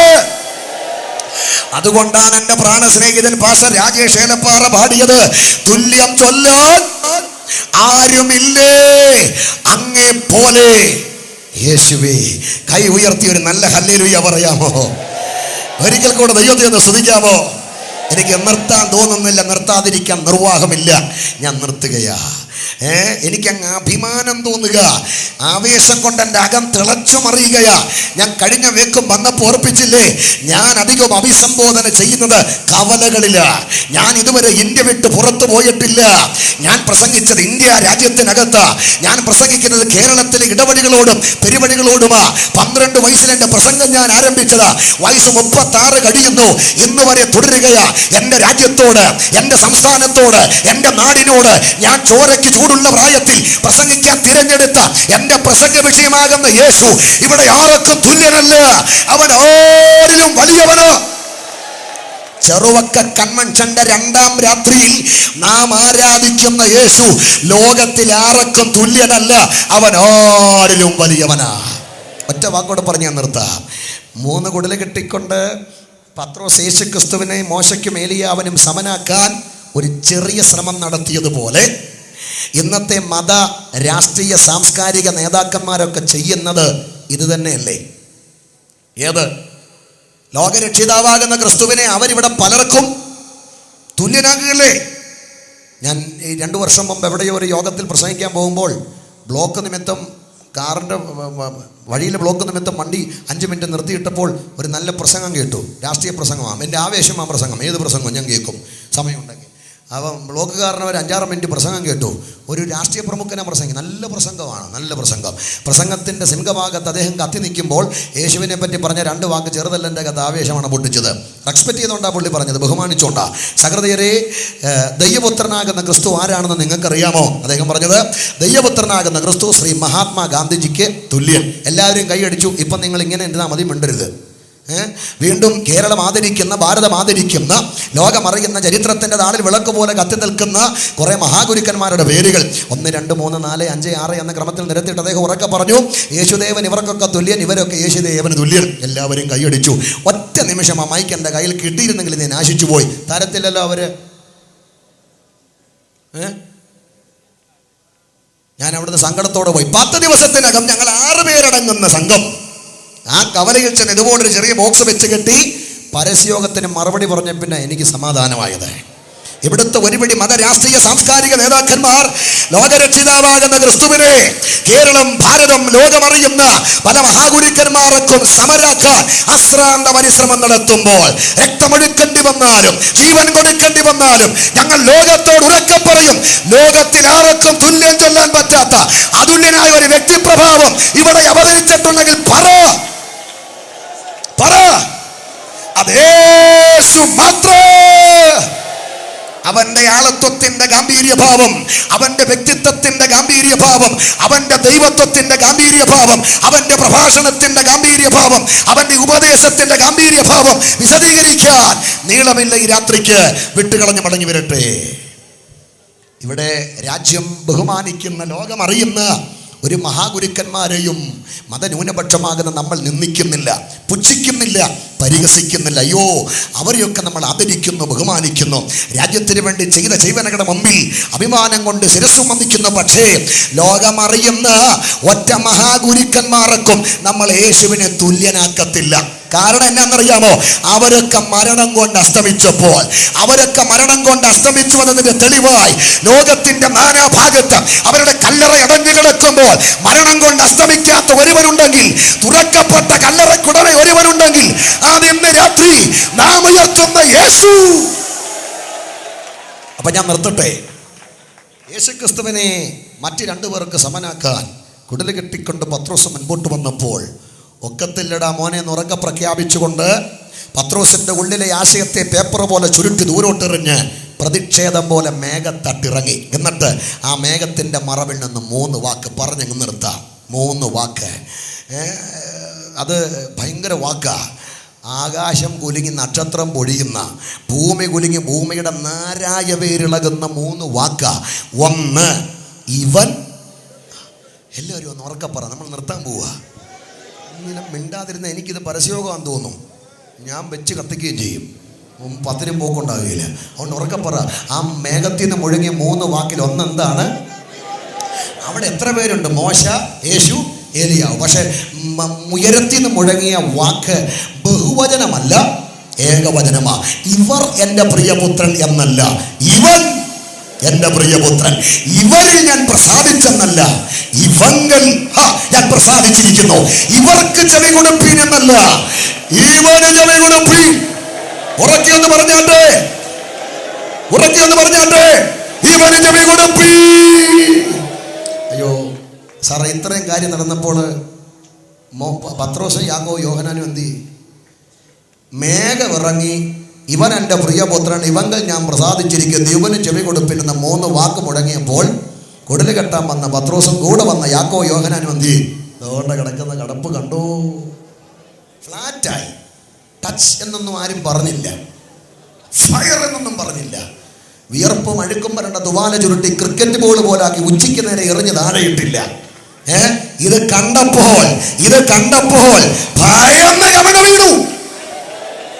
ആ കമണ്ണ് ഭയന്ന് കിടക്കുന്ന കടപ്പ് കണ്ടോ? ഞാൻ നിർത്തുക.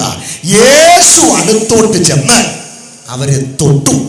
എന്നിട്ട് പറഞ്ഞു, ഭയപ്പെടേണ്ട മക്കളെ, ധൈര്യപ്പെട്, എഴുന്നേൽക്ക്. നാഥന്റെ തൊടിലും വാക്കും ഹേതുവായി ഭയന്ന് കമന കിടക്കുന്നവർ തലപൊക്കി നോക്കിയപ്പോൾ കണ്ട കാഴ്ചയാണ് എൻ്റെ അകത്ത് വിപ്ലവം ഉണ്ടാക്കിയത്. അവർ തലപൊക്കി നോക്കിയപ്പോൾ കണ്ട കാഴ്ച എന്താ? ആ മലമുകളിൽ പറ, യേശുവിനെ മാത്രമല്ലാതെ വേറെ ആരെയും കണ്ടില്ല.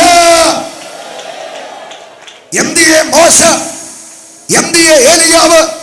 ഇവൻ എൻ്റെ പ്രിയപുത്രൻ, ഇവങ്ങൾ ഞാൻ പ്രസാദിച്ചിരിക്കുന്നു, ഇവന് ചെവി കൊടുപ്പീൻ എന്ന 3 വാക്കിന്റെ മുമ്പിൽ ന്യായപ്രമാണ ദാതാവായ മോശയും പ്രവാചകനിൽ പ്രധാനിയായ ഏലിയാവും എവിടെ പോയി? എന്റെ മുമ്പിൽ 9:15 ചെറുവക്കക്കാരുടെ സ്തോത്രം അപ്രത്യക്ഷമായതുപോലെ മോശയും ഏലിയാവും പോയി. എന്തുകൊണ്ട് ഈ 3 വാക്കിന് മുമ്പിൽ മോശയും ഏലിയാവും അപ്രത്യക്ഷനായി? എന്തുകൊണ്ട്? യേശുവൊക്കെ ഉത്തരം. പിന്നിട്ട നാളിതുവരെ അഖില കോടി ജനം ചെവി കൊടുത്തത് ന്യായപ്രമാണത്തിലാണെങ്കിൽ മോശ ന്യായപ്രമാണത്തിന്റെ ദാതാവ്. പിന്നിട്ട നാളിതുവരെ അഖില കോടി ജനം ചെവി കൊടുത്തത് പഴയ നിയമത്തിന്റെ പ്രവാചകർക്കാണെങ്കിൽ ഏലിയാവ് പ്രവാചകൻ പ്രധാനി. എന്നാൽ ഇനിയും അഖില കോടി ജനം ചെവി കൊടുക്കേണ്ടത് ന്യായപ്രമാണത്തിനല്ല, അർത്ഥാൽ കർമ്മകാണ്ഡങ്ങൾക്കും അനുഷ്ഠാനങ്ങൾക്കും തീർത്ഥാടനങ്ങൾക്കും പദയാത്രകൾക്കും ആചാരങ്ങൾക്കുമല്ല. ഇനിയും ജനം ചെവി കൊടുക്കേണ്ടത് പഴയ നിയമത്തിന്റെ പ്രവാചകർക്കും മധ്യസ്ഥർക്കുമല്ല. ഇനിയും ഇവന് ചെവി കൊടുപ്പീ, ഇവന് ചെവി കൊടുപ്പീ.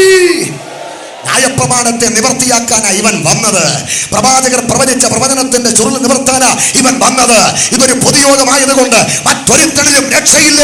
നാം രക്ഷിക്കപ്പെടാൻ ആകാശത്തിന്റെ ചുവട്ടിൽ മനുഷ്യരുടെ ഇടയിൽ ഒരേ ഒരു നാമം, ഒരേ ഒരു വ്യക്തി, ഒരേ ഒരു ശക്തി, ഒരേ ഒരു ദൈവം, യേശു മാത്രം. ചെറുമക്കളെ, കൊല്ലം ഡിസ്ട്രിക്റ്റ്, കേരള സംസ്ഥാനമേ, ദൈവത്തിന്റെ നാടായ ഭാരതമേ, ഏഷ്യ ഭൂഖണ്ഡമേ, റോമേ, വത്തിക്കാനേ, ലോകമേ, യേശുവിന് ചെവി കൊടുപ്പീ.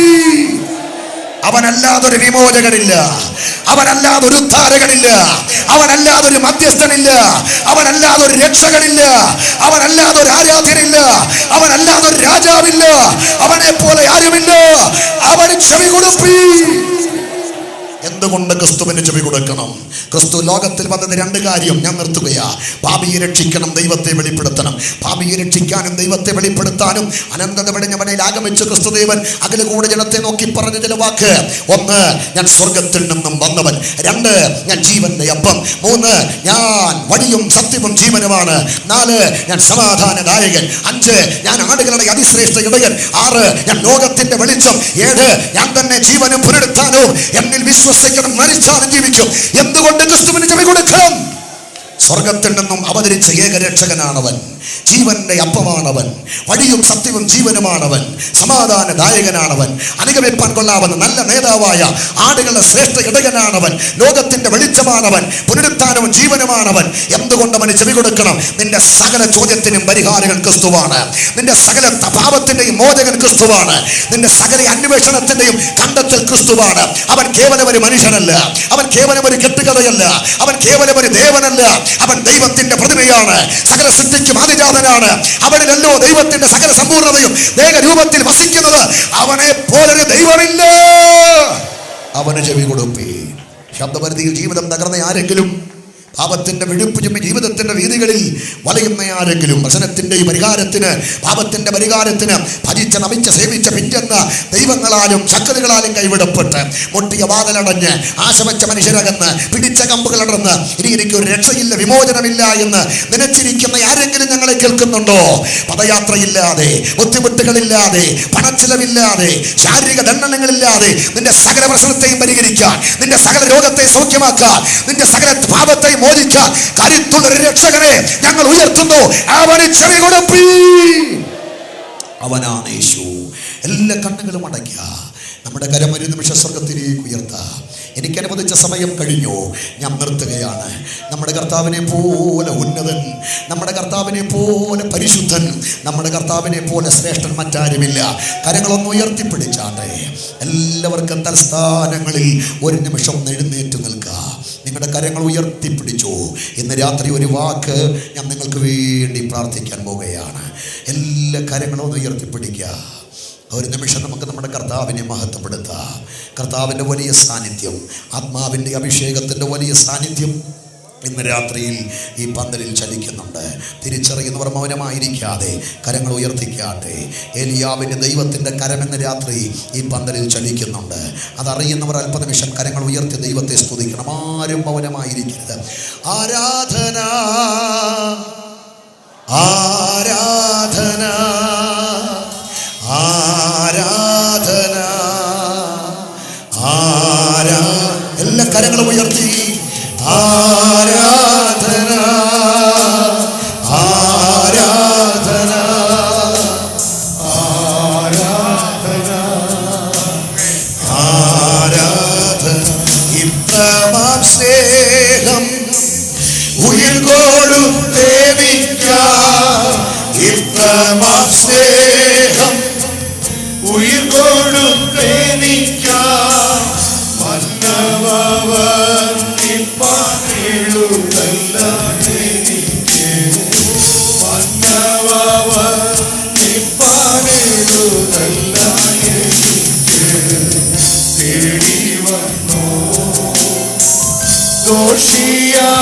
ദോഷിയാമെന്നെയും എന്നെയും തേടി വന്നു. ദോഷിയാമെന്നെയും എന്നെയും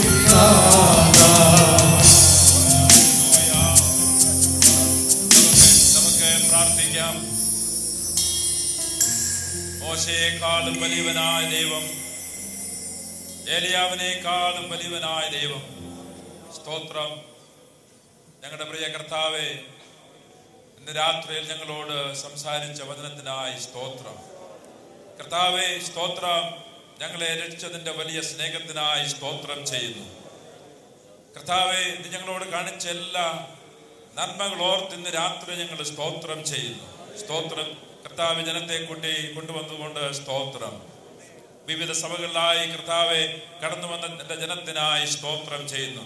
കഴിഞ്ഞ 24 വർഷത്തോളം കർത്താവെ നീ വിശ്വസ്തയോടെ ഈ മിനിസ്ട്രിയെ നീ സഹായിച്ചു.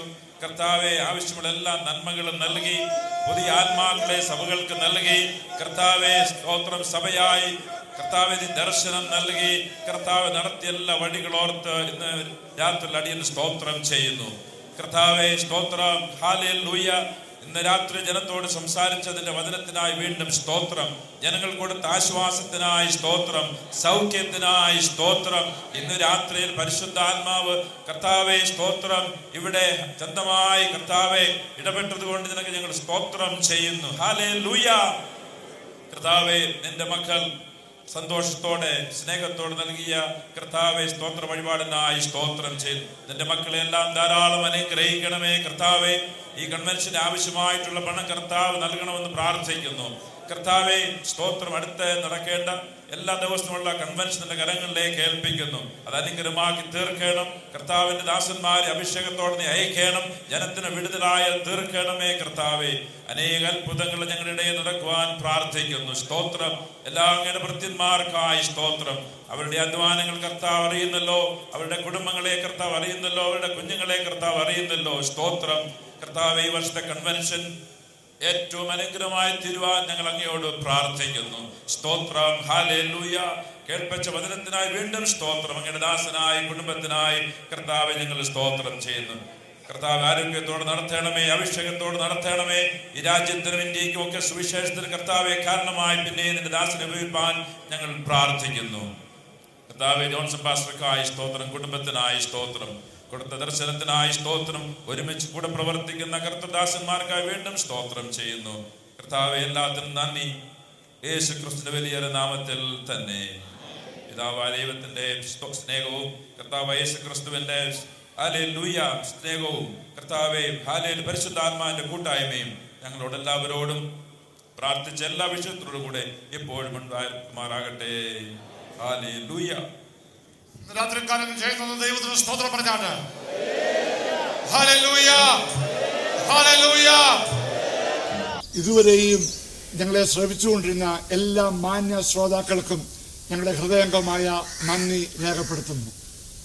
അനുഗ്രഹിക്കപ്പെട്ടതായ ഗാനങ്ങളും നടന്നതായ ആരാധനയും ശക്തമായ ദൈവവചന പ്രഘോഷണവും നിങ്ങളുടെ ജീവിതത്തിൽ സന്തോഷവും അനുഗ്രഹവും വിടുതലും സമാധാനവും നൽകി എന്ന് ഞങ്ങൾ വിശ്വസിക്കുന്നു.